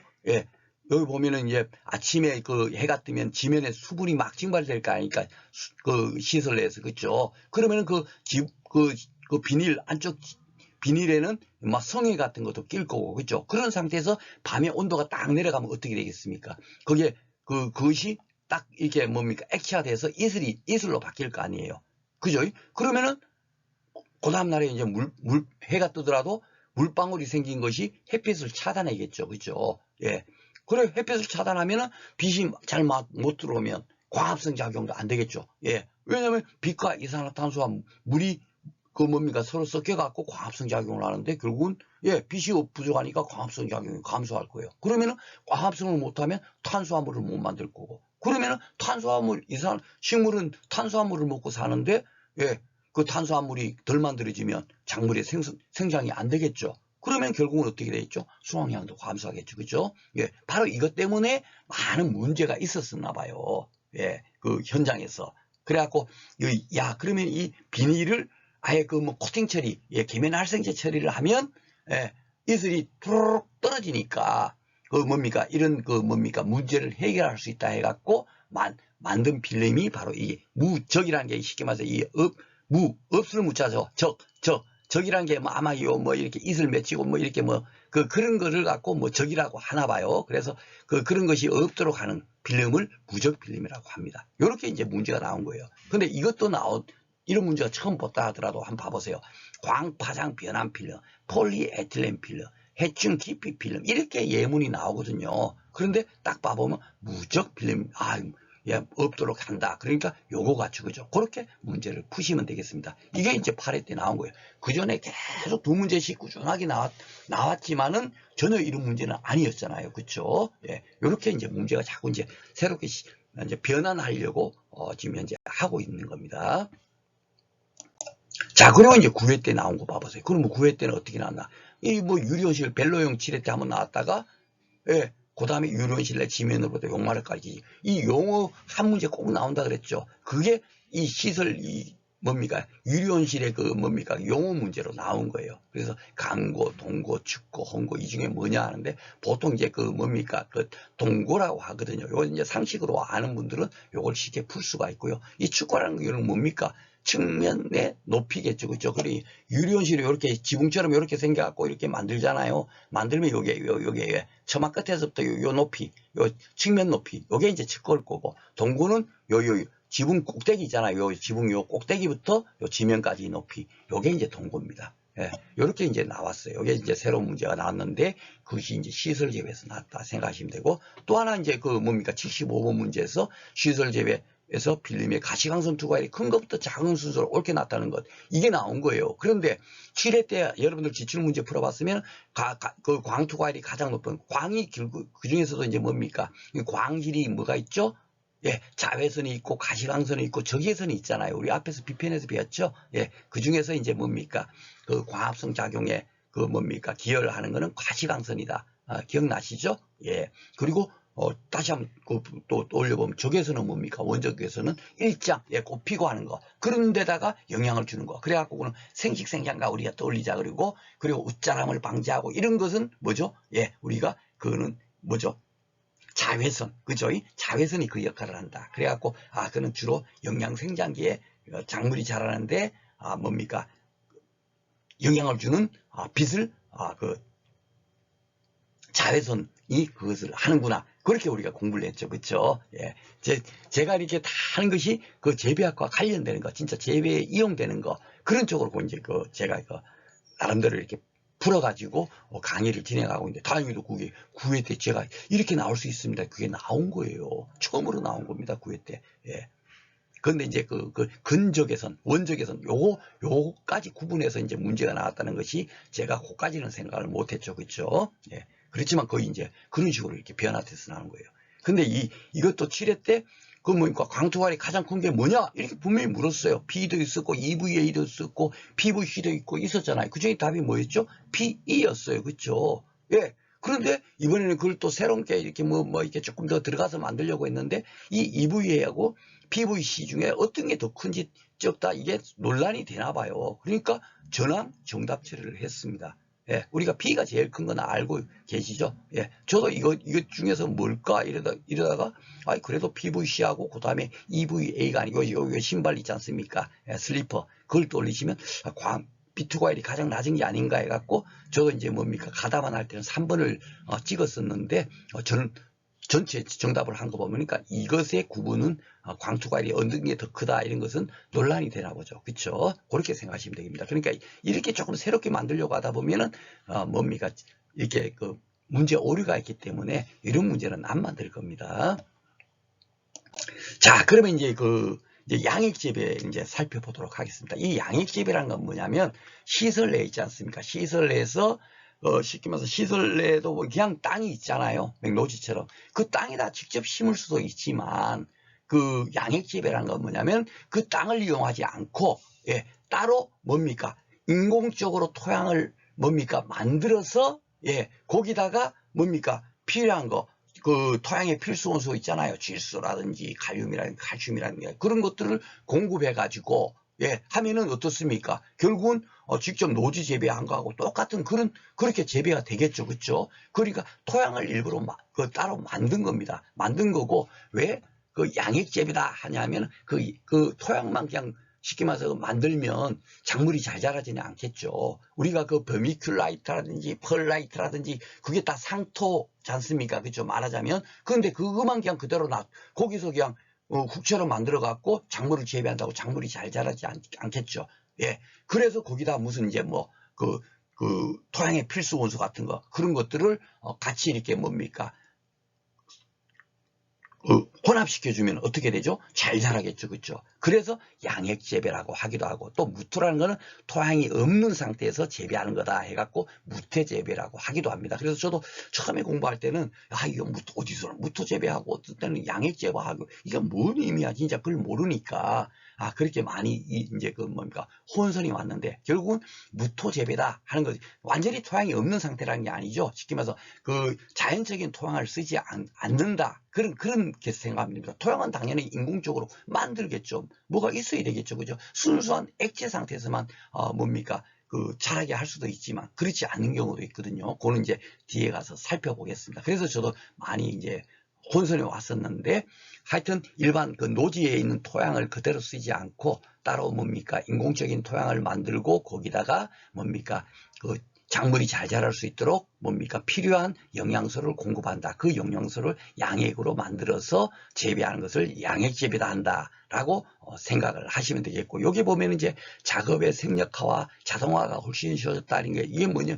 하여튼 이 양액재배를 왜 하겠습니까? 돈은 더 들어가겠죠. 분명히. 그렇죠? 양액을 사용하고 인공적으로 또 토양도 만들어야 되고 이러니까 더 들어가겠지만 어떻게 되죠? 그 대신 이제 기계화할 수 있고 그렇죠? 많이 뭐 만들 수 있고 하니까 노동력은 당연히 줄어 들어가 있죠. 예, 노동력을 줄이는 것을 뭡니까? 그 생력화라고 합니다. 저도 이게 처음에는 개념이 참 이해가 안 돼갖고 여기다 주석을 달아놨는데 작업의 생력화다 그러면은 어떻게 노동 절감 효과가 있다라고 생각하시면 되고 그리고 또 자동화가 훨씬 쉬워졌다. 그죠? 노지 재배하는 것보다는 훨씬 뭡니까?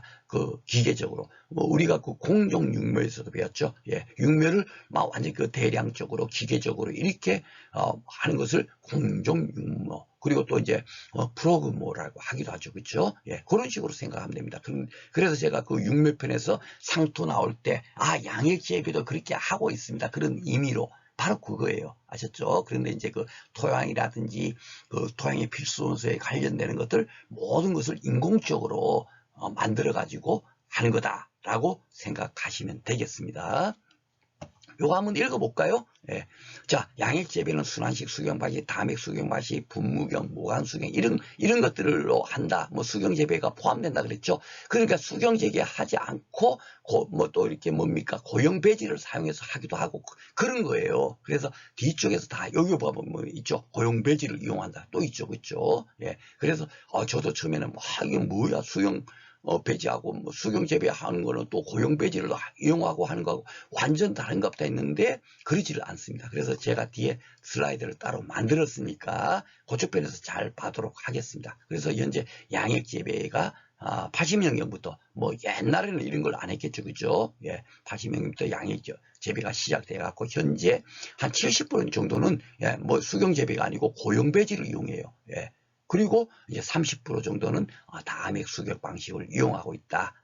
그렇게 생각하시면 됩니다. 요게 이제 수경 재배 방식이고, 요거는 이제 고용 배지를 이용하는 방식이 되겠죠. 예.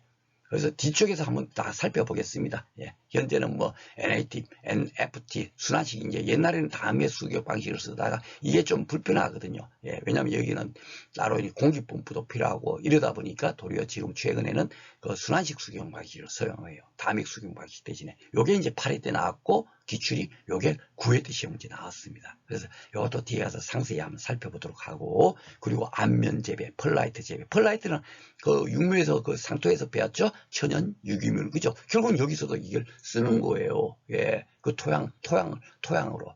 뭔 얘기인지 아시죠? 무토 재배지만 결국은 토양을 만들어서 쓰겠죠, 그렇죠? 그러니까 결국은 이런 것이 쓰이는 겁니다. 예. 자, 그리고 이제 양액 재배라는 것이 왜 이것이 시험 문제가 이제 그 뭡니까 5회 때부터 한 문제씩 꾸준하게 나오냐면 요즘 이렇게 그 딸기라든지 멜론이라든지 이런 것들도 다 양액 재배를 하고 있고요. 그리고 뭡니까 장미라든지 이런 것들도 다들 꽃이죠, 그죠? 예, 꽃도 양액 재배를 하고 있습니다. 옛날에는 노지 재배했는데 비닐하우스에서 노지 재배했지만 지금은 보면 다 이렇게 보면 땅에다 직접 키우는 게 아니고 뭐 설치해 갖고 이렇게 하죠. 예, 설치해서 높은 곳에 설치해서 한다. 이것이 이제 뭡니까? 높은 곳에 설치해서 대부분 이렇게 뭡니까 양액 재배를 하니까 이걸 갖고 높은 곳에 설치한다 해서 높을 곳자 설치해서 이걸 갖고 고설 재배라 그러거든요. 그래갖고 이게 뭐 이렇게 재배하는 걸 뭐라고 하는가? 그게 고설 재배가 8회 때 나온 거예요. 아셨죠? 그러니까 만약에 생뚱한 것이 나왔다 하더라도 우리는 제가 그 1강부터 지금까지 계속 여러분들한테 강조하지만 새로운 단어가 나왔어. 그러면 일단은 한자로 풀어버리면 풀 수가 있다는 거죠. 그렇죠? 고설 재배, 높은 곳에 설치하니까 그게 바로 양액 재배거든요. 그러니까 양액 재배 보면서 달달달달 외우는 것이 아니라 이렇게 키우는 것을 양액 재배라고 하는구나 정도 딱 올려놓는 순간에 쉽게 우리는 고설 재배라는 것을 답을 찾을 수 있단 말이에요. 아셨죠? 자, 바로 이거예요. 고설 재배라는 것이. 이렇게 높은 곳에, 일부러 내가 높은 곳을 하려고 봐보세요. 비닐하우스가 이래 있으면 이 높이 설치해놓고 여기다가 이제 뭡니까? 딸기를 재배하는 거예요. 땅에다 재배하지 않죠? 높은 곳에 설치했죠. 그렇죠? 이런 것을 고설 재배라고 한다. 그리고 요 보면은 상토, 흙이 아닌 상토를 사용하여. 이 결국은 우리가 상토 앞에서 육묘편에서 배웠죠? 예, 뭡니까? 작물 재배에 좋도록 뭡니까 흙을 만든 거 그걸 갖고 상토라고 했잖아요. 그쵸? 예, 똑같아요. 양식 재배도 이런 상토를 사용해 가지고 거기다 또 이제 상토만 있으면 되겠습니까? 필요한 영양소 같은 거 공급하죠. 그게 바로 양액이거든요.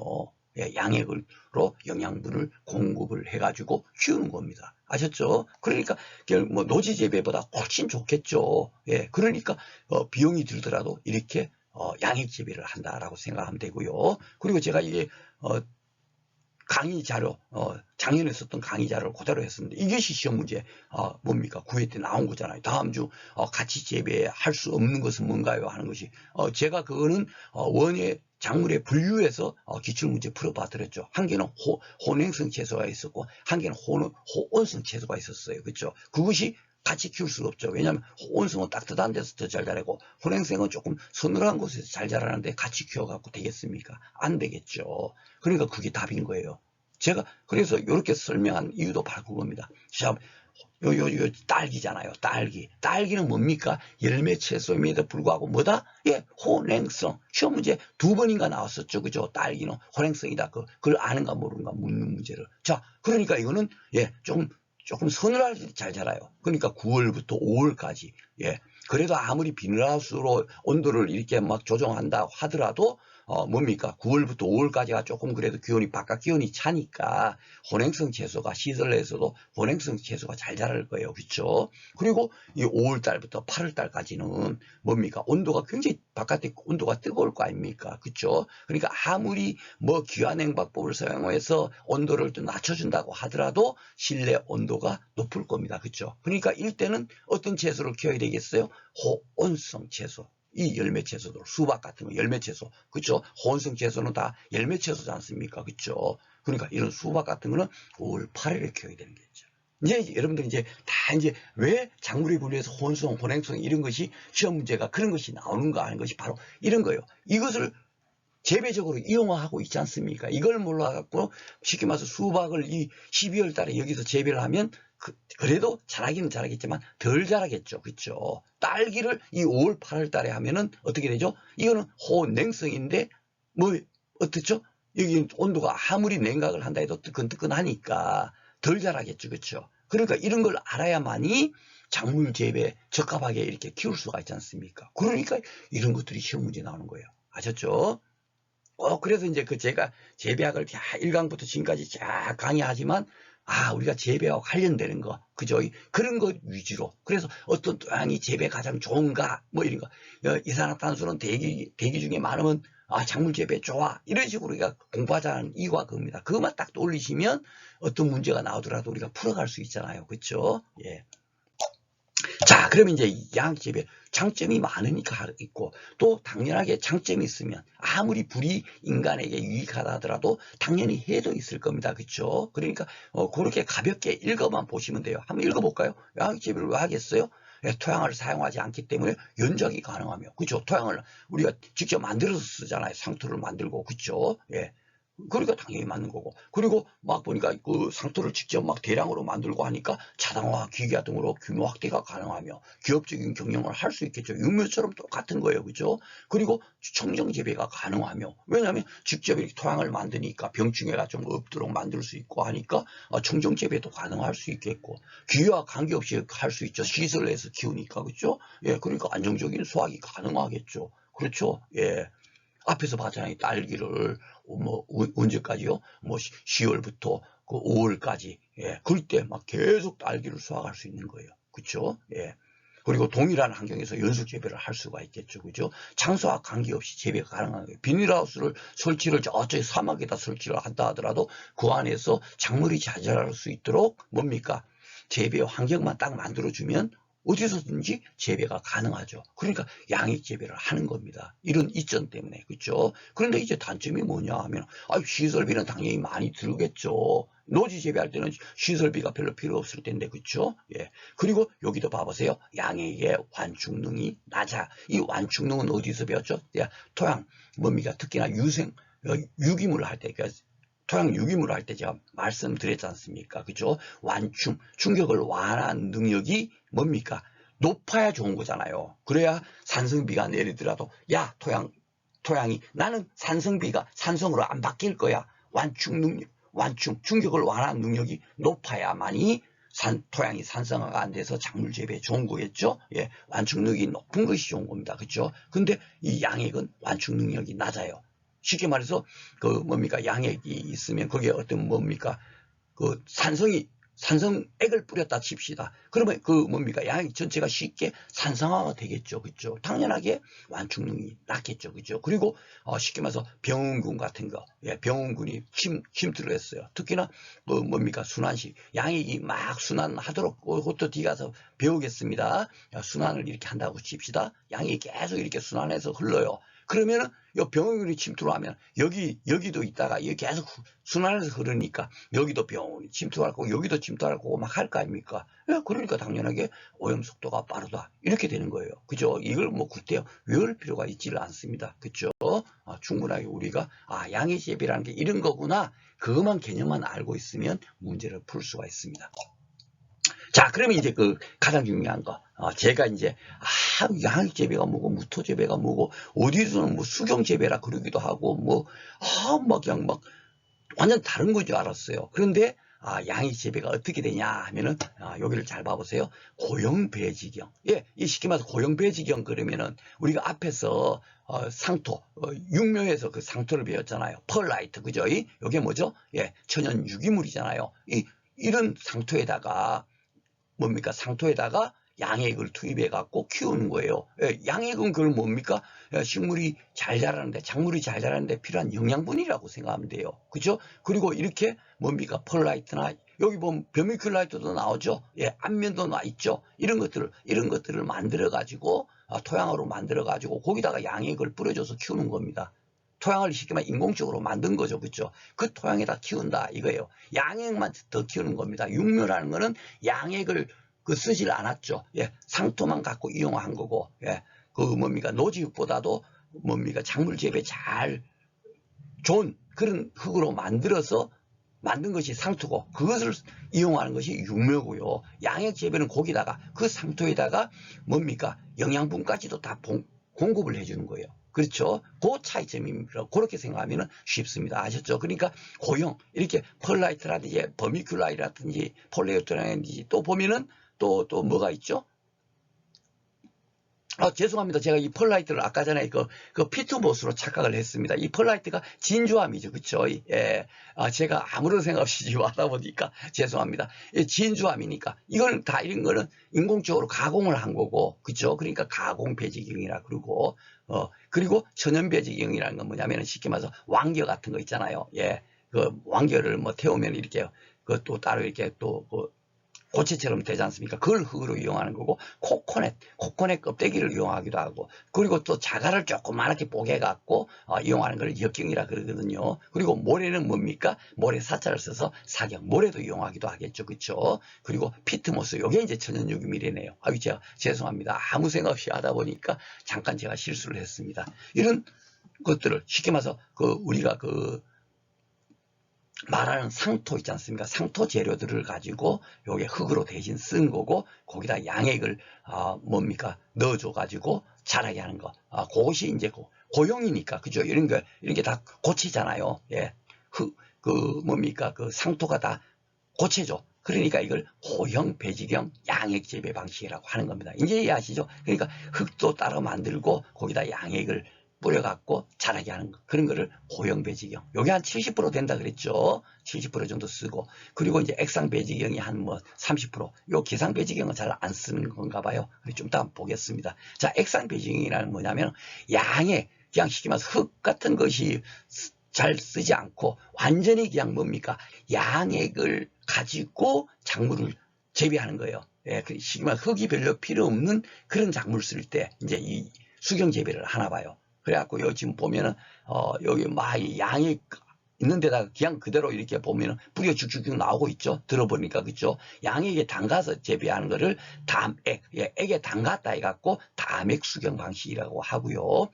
그리고 이 방막 필름, 방막이 필름이거든요. 예, 순환식 수경 방식이라든지 방막 수경 방식을 요 똑같은 겁니다. 예, 요것은 뭐냐면 양액을 흐르게 한다. 순환한다. 요 방막은 필름에다가 양액을 흐리게 한다. 그래갖고 이제 방막 수경 방식이라고도 하기도 하고 순환식 수경 방식이라고 하거든요. 그러니까 요거를 뭐냐면은 액상 배지경. 쉽게 말해서 그 배지가 그냥 액체로 그냥 그대로 그 양액을 그냥 가지고 쓴다는 얘기예요. 흙을 만들지 않고. 예. 그래서 요걸 갖고 액상 배지경이라고 합니다. 그래서 이제 수경 재배한다 하면은 주로 뭡니까? 담액 수경 방식과 방막 수경 방식, 즉 순환식 수경 방식이 있다. 그렇게 생각하시면 되고 이 기상 배지경이라는 건 뭐냐면요. 잘 봐보세요. 뿌리를 양액에 담그지 않는데요. 뿌리는 여기 이렇게 걸쳐놨는데 뿌리는 지금 이거는 담가져 있죠. 담가져 있는 걸 들으니까 뿌리가 이렇게 자라고 있는 걸 보이시죠. 뿌리를 담그지를 않고 스티로폼이나 목재 등으로 햇빛을 차단한 배들을 공기 중에 노출시키고, 예, 여기 쉽게 말해서 이렇게 차단한 것을 공기 중에 노출시키고 배양액을 2, 3분마다 수초씩 요 밑에서 쭉쭉쭉 뿌려지는 거예요. 이 양액을 요 뿌리 쪽에다가 뿌려주는 거 있죠.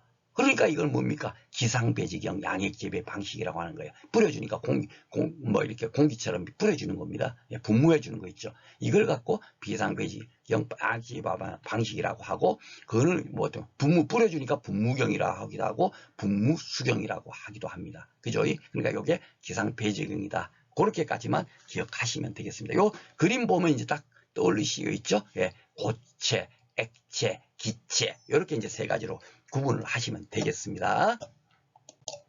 자, 그러면 이제 다맥 수경. 이게 이제 그 8회 때 나온 건데, 다맥이라는 게 뭐냐면, 쉽게 말해서 여기 보면은, deep flow temperature. 이렇게 돼 있죠. 예, deep, 깊게, flow, 흐르다. 이런 의미거든요. 그러니까, 이 양액이, 이게 양액이에요. 수저라고 생각하면 양액을 꽉 채운 데서 그냥 그대로 뿌리째 그냥 담가버리는 겁니다. 그러니까, 담그다 해서. 담가서 키우는 거, 그걸 갖고 다맥식이다. 이렇게 외우시면 되겠습니다. 담그다 하니까 D자, 담그다 할 때 이 D자를 써버리면 되죠. 예, DFT나 다맥이나 이런 거 다 똑같다. 담가서 한다. 그러니까 여기서는 가장 큰 특징이 뭐냐면, 이렇게 뿌리를 이 양액이 담가버리니까 이 산소가 부족하겠죠. 그러니까 산소를 공급한 장치가 필요한 거예요. 여기 공기펌프가 있죠. 이게 이제 핵심입니다. 에어펌프라고 되어 있잖아요. 그러니까 이거는 뭘 떠올리시면 되냐면, 우리가 그 횟집 같은 데 가면 그 수족관 있죠? 예, 그 안에 이제 막 고기들 그 안에 담가놓고 이렇게 키우잖아요. 그런데 그 뭐가 있습니까?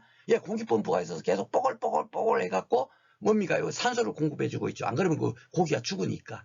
예, 그걸 떠올리시면 돼요. 아셨죠? 그게 이제 다맥식 수경 방식입니다. 그거까지만 딱 아시면 돼요. 문제를 딱 가진 핵심 포인트, 그것만 알면 문제를 충분히 풀 수 있습니다. 그리고 이제 수경, 수경 재배 중에서 또 하나가 뭐가 있다 그랬죠? 예, 방막 수경 방식, 순환식 수경 방식이 있다 그랬죠. 그죠? 그래서 요거는 이제 영어로 따지면, 누트리엔트, 필름, 테크니크, 이렇게 돼 있죠. 이 누트리엔트가 아마 영양분은, 뭐 이런 의미예요. 그러니까 영양분, 필름, 기법, 뭐 이런 걸로 따지니까, 필름에다가 영양분을 요게 쉽게 말해서 양액을 흐르게 해서, 예, 순환식이니까 흐르게 해서 키우는 방식이구나. 그래서 생각하면 돼요. 다맥 수경 방식은 그냥 그대 양액에 담가버렸죠. 근데 요거는 지금 봐보세요. 지금 작물이 자라게 하는 작물이 있으면 요 필름이 있잖아요. 필름. 예, 요 필름을 양액을 여기서 팍 흐르게 하는 거예요. 담그지 않고. 그러면 이 흐르면서 결국 이 뿌리가 그 흐르는 양액을 쭉쭉쭉 빨아먹고 자라겠죠. 예, 그것을 순환식 수경 방식이라고 한다. 그렇게 생각하면 됩니다. 그러니까 요렇게 하는 것은 설치비도 저렴하고 뭐 이러기 때문에 지금 현재 가장 많이 쓰이고 있는 양액 재배용 방식이다. 그렇게 생각하면 되고요. 이 양이 계속 흐르니까, 예, 다맥 수경 방식은 공기 펌프가 필요했잖아요. 예, 산소 공급 장치가 필요했는데 이것은 산소 부족이 없으니까 산소 공급 장치, 공기 펌프가 없는 겁니다. 아셨죠? 자, 산소 부족이 없다. 그렇게 생각하시면 되고, 또 이제 단점으로는 이 양액이, 뭐 고온에는 양액 농도가 너무 높다. 이거는 뭐 그냥, 저도 이렇게 검색하다 보니까 있어서 같이 이렇게 넣었는데, 당연하게 이제 뭐, 고온기는 양액이 온도가 높아지겠죠. 그렇죠? 예, 그렇게 생각하시면 되겠습니다. 여기까지는 뭐 문제 나오지도 않았는데, 이제 장점만 있다 보니까 이제 단점도 같이 있어서, 제가 같이 실은 겁니다. 자, 그러면 이제 그 문제가 지금 어떻게 나오는가를 이제 보겠습니다. 지금 잘 봐보시면 1, 2, 3, 4에 나오지를 않았어요. 예, 양액 재배가 오직 시설 재배 문제로만 나온 거예요. 그러다가 5회 때 처음으로 문제가 나왔습니다. 자, 그러면은 이렇게 갑자기 여러분들께서도 제가 새로운 문제가 한 30문제, 많게는 진짜 5문제까지 나온다 그랬잖아요. 이 문제를 어떻게 대처할 거냐. 제가 항상 말씀드렸죠. 우리가 지금 박승희하고 같이 공부하면서 재배하기에 가장 기본적인 중심, 그런 것을 가지고 풀어보자. 예, 인간적인 사고로 풀어보자 했어요. 자, 그러면 한번 풀어보겠습니다. 수경재배에서 사용 가능한 원수. 이 수경재배에서 그 원수라는 게 결국 뭡니까? 그 양액 있잖아요. 예, 그거 할 때, 그 원수, 물속이 일단 기본 있겠죠. 양액도 필요하지만, 그쵸? 예, 수경재배를 하니까, 예, 물에서 키우니까. 그 원수는 어떤 원수가 좋은가? 이걸 물은 겁니다. 그러면 철분 함량이 높은 물을 사용하는 게 좋냐? 나트륨 염소 함량이 100ppm 이상의 물이 좋은지 이게 어떤 기준이 있을 거 아닙니까? 그렇죠? 근데 뭔지는 몰라요. 이걸 공부를 다양한 원수만 공부하더라도 아마 엄청날 겁니다. 그렇죠? 예, 철분 함량은 어느 정도 되고 나트륨 함량은 어느 정도 돼야 되고 이렇게 굉장히 많을 거예요. 그렇죠? 예, 그런 걸 현재 모른다 치더라도 자, 산소가 pH 7에 가까운 물입니다. 자, pH 7은 뭐죠? 예, 작물 재배. 제가 토양할 때 그냥 다른 거 공부하지 마시고 양토가 좋고 입단 구조가 좋고 중성이 가장 좋습니다. 뭐 이렇게 계속 떠들었던 거 기억나시죠? 예. 그러니까 pH 7은 결국 중성이란 말이에요. 맞죠? 그러면 이거는 무조건 작물 재배 좋아요, 나빠요? 좋죠. 이렇게 풀어야 돼요. 이런 문제를. 이걸 갖고 뭐, 야, 가능한 원숙도 공부하고 강의하시는 분도 분명히 계실 겁니다. 이게 딱 한 번 오해 때 한 번 나오고 안 나왔어요. 뭔 얘기인지 알죠? 그러면은 나올 확률이 0.0000001%인데 그 0.00001% 나올 가능성 대비해서 우리는 그 시간을 1시간 이상 투자해서 공부할 필요가 있습니까? 아니란 얘기예요. 그렇죠? 그래서 제 방식도 하는 게 맞다는 얘기죠. 우리가 충분히 풀 수 있죠. 자, 중탄산 함량이 100ppm 이상인 물. 예, 이렇게 나와 있지만 제가 볼 때는 이런 것이 문제가 뭐냐면 이상이면 안 되고 예, 100ppm 이상이면 안 되고 아마 그럴 겁니다. 야, 여러분들께서 한번 진짜 정말 시간이 남는 분들은 한번 검색해 봐 보세요. 저는 검색조차도 안 했습니다. 왜냐하면 이런 문제는 초년도에 이렇게 한번 나왔지 이제 안 나온다. 그리고 처음에 이렇게 나오면 이걸 공부했던 사람이 있겠습니까? 없겠습니까? 양액재배가 나오지를 않았는데. 그쵸? 뭔 얘기인지 아시죠? 그렇지만 우리가 이런 것들에 대비해서 어떻게 풀어야 된다는 것을 저랑 계속 강의를 들으면서 여러분들께서 지금 많이 체득하고 계시죠? 예, 그렇게 풀면 되는 거예요. 요걸 딱 알 수 있지 않습니까? 그쵸? 예. 그러니까 새로운 문제 나오더라도 우리 가능하면 겁먹지 말자. 고설재배도 8회 때 처음 나왔지만 높은 곳에 설치해서 한자로 풀어서 딱 보면 충분히 풀 수 있는 겁니다. 그쵸? 예. 자, 무토양 재배의 장점이 아닌 거. 아이고, 왜 하겠어요? 작물 재배 좋으니까 하는 거다. 이렇게 떠올리시면 됩니다. 왜 양액 재배를 하느냐? 작물 재배 좋으니까 그것만 떠올리시고 문제를 풀면 돼요. 배지의 완충능이 높다. 이거 완충능이 높은 건 아니죠. 완충능이 높은 건 좋지만 뭡니까? 그 양액에 무슨 산성액을 딱 부러뜨리면 쉽게 퍼져갖고 산성화가 되어버리죠. 그쵸? 그러니까 완충능이 낮은 것이 단점이다. 그쵸? 예, 요것이 틀린 거예요. 예, 장점이 아닙니다. 완충능이 낮다. 예, 그것이 이제 단점이죠. 그쵸? 연작 재배가 가능하고, 충정 재배가 가능하고, 자동화가 용이하다. 이것은 공부하지 않더라도 쉽게 맞출 수 있고, 그러니까 이게 완충능이 높은지 낮은지 몰라도 사실 맞출 수가 있습니다. 그쵸? 예, 그렇지만은, 무토양 재배는 배제의 완충능이 낮다. 예, 그런 것이 이제 단점이죠. 그쵸? 그렇게 풀면 되고. 자, 7회 때 이제 해마다 이렇게 한 문제씩 나오는데 이게 나왔다. 그 다음에 이게 나왔다. 이러는 거예요. 그러니까 그 다음에 이게 나왔다고 공부를 아무리 해봐봐야 맞출 수 있는 게 아니란 얘기예요. 제 말이 뭔 뜻인지 아시죠? 그런데 새로운 문제가 나오더라도 야, 요거는 이렇게 나올 수 있어. 초기 발동한 거는 그렇게 또 공부를 해야 되죠. 그렇죠? 그 플러스 알파로. 그렇죠? 예, 제 강의가 그렇게 하고 있다는 거 여러분들 다 아실 겁니다. 그렇죠? 네. 7회 때는 이제 갑자기 이제 뭐냐면 다맥 수경의 특징에 관한 설명이죠. 그런 것은 이게 물었어요. 다맥은 담가서 키우는 거. 그죠? 양액이 담가서. 그것만 알면 돼요. 그러면은 옳은 거. 산소 공급 장치를 설치했는데, 아이고야, 담그니까 거기에 뭡니까? 그 횟집의 수족관처럼 공기 펌프가 필요하죠. 그래서 산소 공급을 하니까. 그죠? 그러니까 1번은 맞는 거고요. 배대의 바닥에 일정한 구배를 만들어 양이 흐르게 하는 거는 뭡니까? 순환식이잖아요. 그죠? 그러니까 순환식이고. 배지로는 펄라이트 앞면. 이거는 뭐죠? 예, 펄라이트 앞면을 사용하는 것은 고형 배지경이죠. 예, 이 다맥 수경은 예, 액상 배지경이고, 그쵸? 그러니까 이건 고형 배지경이고 완전 다른 거고. 배들을 높이 설치하여 작업 효율을 높일 수 있다. 이것도 순환식 수경 방식의 장점입니다. 왜냐하면 순환식으로 하려면 배지가 이렇게 경사가 낮게 되어 있는 것보다도 이렇게 높게 설치해서 잘 흐르도록 해야 되죠. 그러니까 배들을 높게 설치해서 작업효율을 높일 수 있다. 이것도 순환식 수경 방식의 특징이 되겠습니다. 그래서 답은 1번이 되겠고요. 자, 그러면 이제 어떻게 이제 금년에는 한 문제 정도가 나오는데 과연 어떤 것이 나올까 했는데 기본적으로 이제 무토재배의 장점이 있지 않습니까? 예, 양액재배라고 하기도 하고 무토재배라고 하기도 하기 때문에 제가 같이 이렇게 썼습니다. 아닌 것은 이제 장점이 아닌 것, 자동화와 기계화 등으로 규모 확대가 가능하며 기업적인 경영, 아이고 육모처럼 이런 것도 좋은 거네. 맞아. 청정 재배가 가능하며 환경 친화적인 농업이 가능하다. 그쵸? 예, 맞습니다. 기후와 관계없이 안전적인 수확이 가능하고 동일한 환경에서 연속 재배를 할 수 있고 이것도 맞고요. 그렇죠? 근데 배지의 완충능이 높아서 유해물질에 대한 피해가 적다? 아니죠. 완충능이 낮죠. 예, 양에게 만약에 어떤 뭐 병원이 침투하면 쉽게 뭡니까? 전체 피해를 볼 수가 있죠. 죄송합니다. 전체 피해를 볼 수 있습니다. 그래서 요것이 틀린 겁니다. 물 한 잔 마시고 하겠습니다.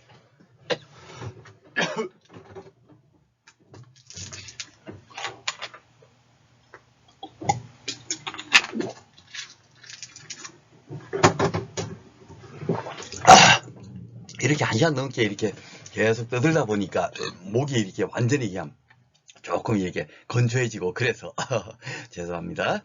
자, 그러면 마지막으로 풀어볼게요. 여기 이제 75번 뭔 의미인지 아시죠? 이게 양액 재배가 이제 그 75번까지가 끝이잖아요. 재배하기. 그 마지막에 이 양액 재배 한 문제가 나오는데 이런 게 나오지 않을까 해서 제가 이렇게 번호를 붙인 거예요. 강의 듣다 보면 이게 번호가 뭘까 이랬는데 바로 그런 겁니다. 여기 이렇게 해서 출제가 한 문제가 요 중에서 나올 거야. 예, 그런 의미로 만든 겁니다.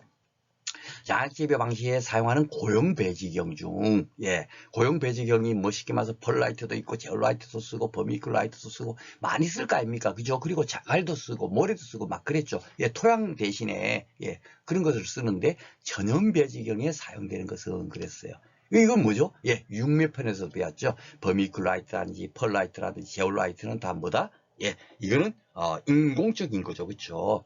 그러니까, 천연, 배지경은 피트모스. 이게 그 천연 유기물이잖아요. 그쵸? 그래서 요 3번이 답이 되겠습니다. 버미큘라이트는 뭐죠? 이 질석으로 만든 거고요. 삼목용으로 쓰인다. 그렇게 여러분들도 이해하실 거고, 펄은 뭐죠? 진주암이죠. 진주암으로 만든 거. 그런 거고, 제올라이트는 뭐죠? 알루미늄 구산염으로 만든 건데요. 요거 좀 특징적인 거 있다 그랬죠.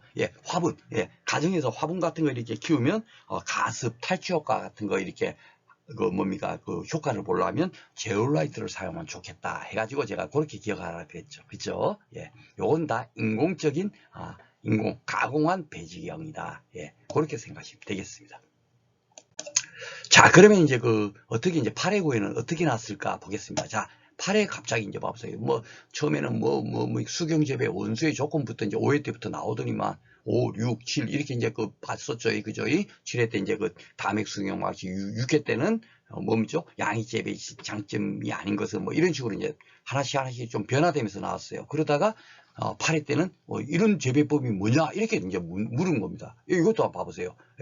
이거를 우리가 일일이 뭡니까? 시설 재배 가지고 진짜 공부를 한다면 한도 끝도 없을 거예요. 하해 작물은 어떻게 이래고 다 다를 겁니다. 그쵸? 그렇게 다 할 수는 없고, 출제됐던 부분에서 가장 핵심적인 걸 갖고, 공부를 이제 딸랑 한 문제 나오니까. 그런데 여기서 보면 양액 재배 배들을 허리 높이까지 설치. 배들을 쉽게 말해서 좀 높게 이렇게 설치한다는 얘기예요. 높게 설치해서 하고, 딸기를 재배하는데 널리 활용한다 그랬는데, 저도 이제 이게 서량이 뭔가 따져보니까 딸기 품종 중에서 서량을 가장 많이 이게 재배하기도 좋고 수확량도 좋은가 봐요. 그래서 서량을 재배를 많이 하더라고요. 현재 딸기 중에서 서량이 거의 한 80% 정도 차지합니다. 그러니까 서량 재배에 널리 활용하고, 또 재배 농가의 노동 환경 및께서 청정 재배사 관리. 그러니까 청정 이렇게 노동 환경도 노동력이 또 덜 들어가고 하는 게 뭡니까? 양액 재배잖아요. 그렇죠? 양액 재배인데 그 중에서 이 뭐냐 이거예요. 그런데 여기 지금 보면 토경 재배 이거는 뭡니까? 흙에서 키운다. 이거는 전혀 의미 없는 거. 고냉지에서 키운다. 이것도 의미 없잖아요. 딸기. 그죠? 근데 NFT는 여러분들 봤어요. 이거는 뭐죠? 순환식 수경 방식이잖아요. 누트리언트, 필름, 테크니큐. 그죠? 순환식 수경 방식이거든요. 그런데 이 허리 높이까지 설치한다. 이것이 이제 가장 핵심인 거예요. 다른 걸 제가 이런 질문 나오면 항상 그랬죠. 이 여러 가지 이렇게 예문이 있어도 그중에 가장 핵심 포인트를 찾아라 그랬죠. 높이 설치한다.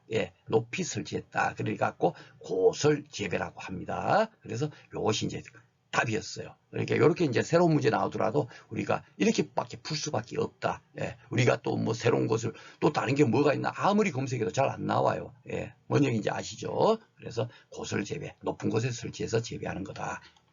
제가 이제 뭐 이렇게 강의할 때 막 높은 곳에 설치해 있고 막 이런 거 다 설명을 드리지 않습니까? 그죠? 땅에서 직접 키우는 거 아니니까. 예, 높이 설치해서 키우고 있잖아요. 그렇죠? 그래서 그런 거를 고설 재배라고 한다. 그렇게 이제 이해하시면 되겠습니다. 8회 때 이렇게 나왔고요. 9회 때 그러면 또 이제 새로운 문제 나올 거 했는데, 예, 9회 때는 7회 때 다맥 수경 방식이 나왔죠. 그러고 난 다음에 이제 9회 때는 작년이죠. 작년에는 NFT 이게 뭡니까? 순환식 수경 방식이거든요. 그죠? 여기 잘 봐보시면 알지만 배대의 바닥에 일정한 크기의 기울기로 얇은 막상의 양이 흘러 순환하도록 하고 이렇게 예, 순환하도록 하고 그 위에 작물 뿌리가 일부 닿게 해갖고 재배하는 방식 그러니까 NFT 요거지 않습니까? 그죠? 예. 뭐 심지 재배, 매트 재배, 막 이렇게 뭐 나머지는 예문이 좀 이상한 걸 내요. 그죠? 다맥식이냐 순환식이냐 그걸 이제 묻는 거거든요. 그죠? 예. 그러니까 요 NFT 요게 답이겠죠. 이렇게 나온 거예요. 아셨죠? 그러니까 가장 그 뭐 양익 재배라는 게 어떤 건가? 그래서 제가 이제 고형 배지경, 액상 배지경, 그다음에 이제 뭡니까? 분무경 뭐 이렇게 그 지상 배지경 그렇게 이제 세 가지로 구분한다. 이런 것들이 다 양익 재배다. 그 정도까지만 여러분들께서 아시면 충분히 문제를 풀 수가 있겠다라고 생각이 듭니다. 자, 오늘까지 이렇게 해서 재배학을 이제 모두 마쳤어요. 그래서 제 강의를 통해서 여러분들께서 기출문제도 1회, 7회 다 풀어봤고 기본적인 그 1회부터 7회 나왔던 문제들과 또 관련되는 내용을 다 공부를 했고 그리고 8회, 9회 나왔던 문제를 풀어보니까 야 진짜 박승희 이 강의 오늘 이제 한 15강으로 지금 마치는 거거든요. 이 강의를 충분히 들어보니까 정말 진짜 뭐 몇 문제 빼고는 나머지는 충분히 풀 수 있겠구나. 진짜 박승희가 가장 핵심적인 사항만 잘 이렇게 정리해서 강의를 했다라고 여러분들께서 느끼실 거예요. 그죠? 정말 이상한 문제 이런 거는 제가 정말 저는 공부하지 말라 그럽니다. 왜냐하면 우리가 100점을 맞도록 공부하는 것은 바보다. 자격증 시험에서. 예, 제 신조가 그렇습니다. 아셨죠? 자, 이렇게 해서 이제 그 강의를 오늘 이제 모두 마치고요.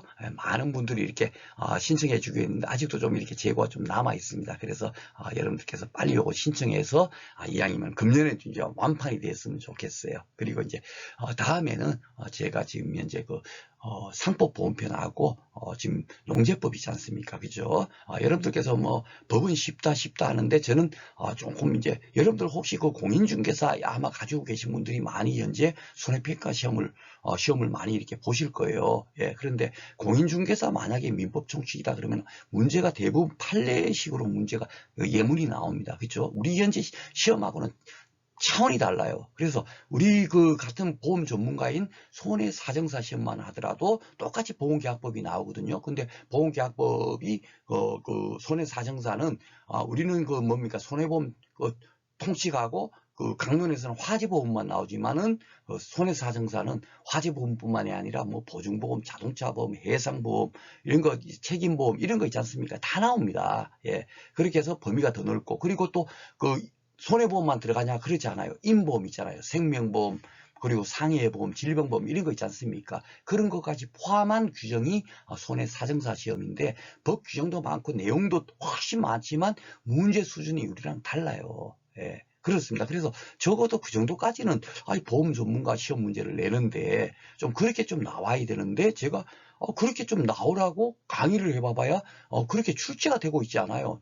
너무너무 그냥 뭐 1회부터 9회까지 나온 게 계속 똑같게 나옵니다. 예, 그래갖고 1차가 사실 70% 넘는 합격률이 나오는 데가 어떤 자격증 시험에도 없거든요. 1차는 10%에서 20%가 나오는 게 정상적이에요. 그런데 왜 우리 손해평가사 시험은 1차를 너무 이렇게 쉽게 내가지고 사람들이 2차 뭐 그것만 하면 된대 이런 식으로 인식을 심어주는지. 왜냐하면 1차가 중요하거든요. 예, 그래서 제가 사실 그 1차 강의를 하는 것을 진짜 정말 이게 정말 좀 안 하려고 하다가 그래도 워낙에 재배학을 다들 이렇게 좋게 생각하시고 또 이렇게 좀 해주세요 하고 하다 보니까 이번 강의까지 이렇게 하게 됐습니다. 그래서 작년에 제가 그 상법보험편도 이렇게 강의를 한 게 있는데 나름대로 제가 볼 때 진짜 제가 정말 잘하는 것은 상법보험편 강의예요. 제가 이제 법을 전공했거든요. 재배학은 왕초보입니다. 예, 진짜 정말 아무것도 모르는 상태에서 강의를 하는 거고 그래서 좀 부끄럽지만 그래도 저처럼 이렇게 뭐 재배학에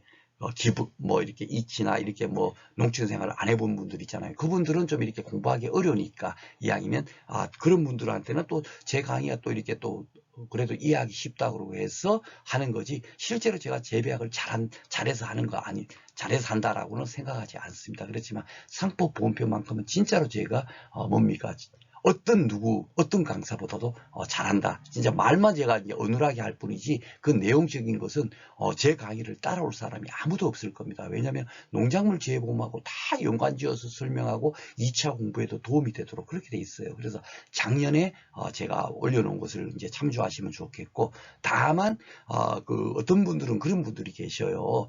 상법보험편이 1차가 그렇게 쉽게 나오는데 뭐 그까지 공부해 이런 분들이 계시더라고요. 그래서 작년처럼 하지 않고 금년에 이제 제가 이제 시간이 되면 상법보험편 강의는 정말 법을 법 용어가 잘 모르겠어 몰라서 좀 이해가 안 돼. 법조문으로만 시험 문제 나오는데도 그것을 뭡니까 쉽게 머릿속에 안 들어오니까 시험 문제를 푸는데 어려운 분들이 있지 않습니까? 그분들을 대상으로 해서 법조문을 정말 알기 쉽게 그런 식으로 제가 금년에 이거 만들어서 올릴 거예요. 그러니까 제 강의 들었던 분들 구독 다 해놓고 들으시잖아요. 그죠? 그래서 올라오면 그렇게 해서 이제 1차를 또 도리어 1차가 뭐 어렵게 나온다 하더라도 제 강의를 들으면 충분하게 법조문에 좀 이해를 하고 이해를 할 수 있으니까 충분히 풀 수 있을 겁니다. 그래서 금년에는 그런 쪽으로 지금 강의를 진행할 거예요. 문제도 재배학처럼 잠깐 1회부터 7회까지 다 풀어주지 않을 겁니다. 그렇더라도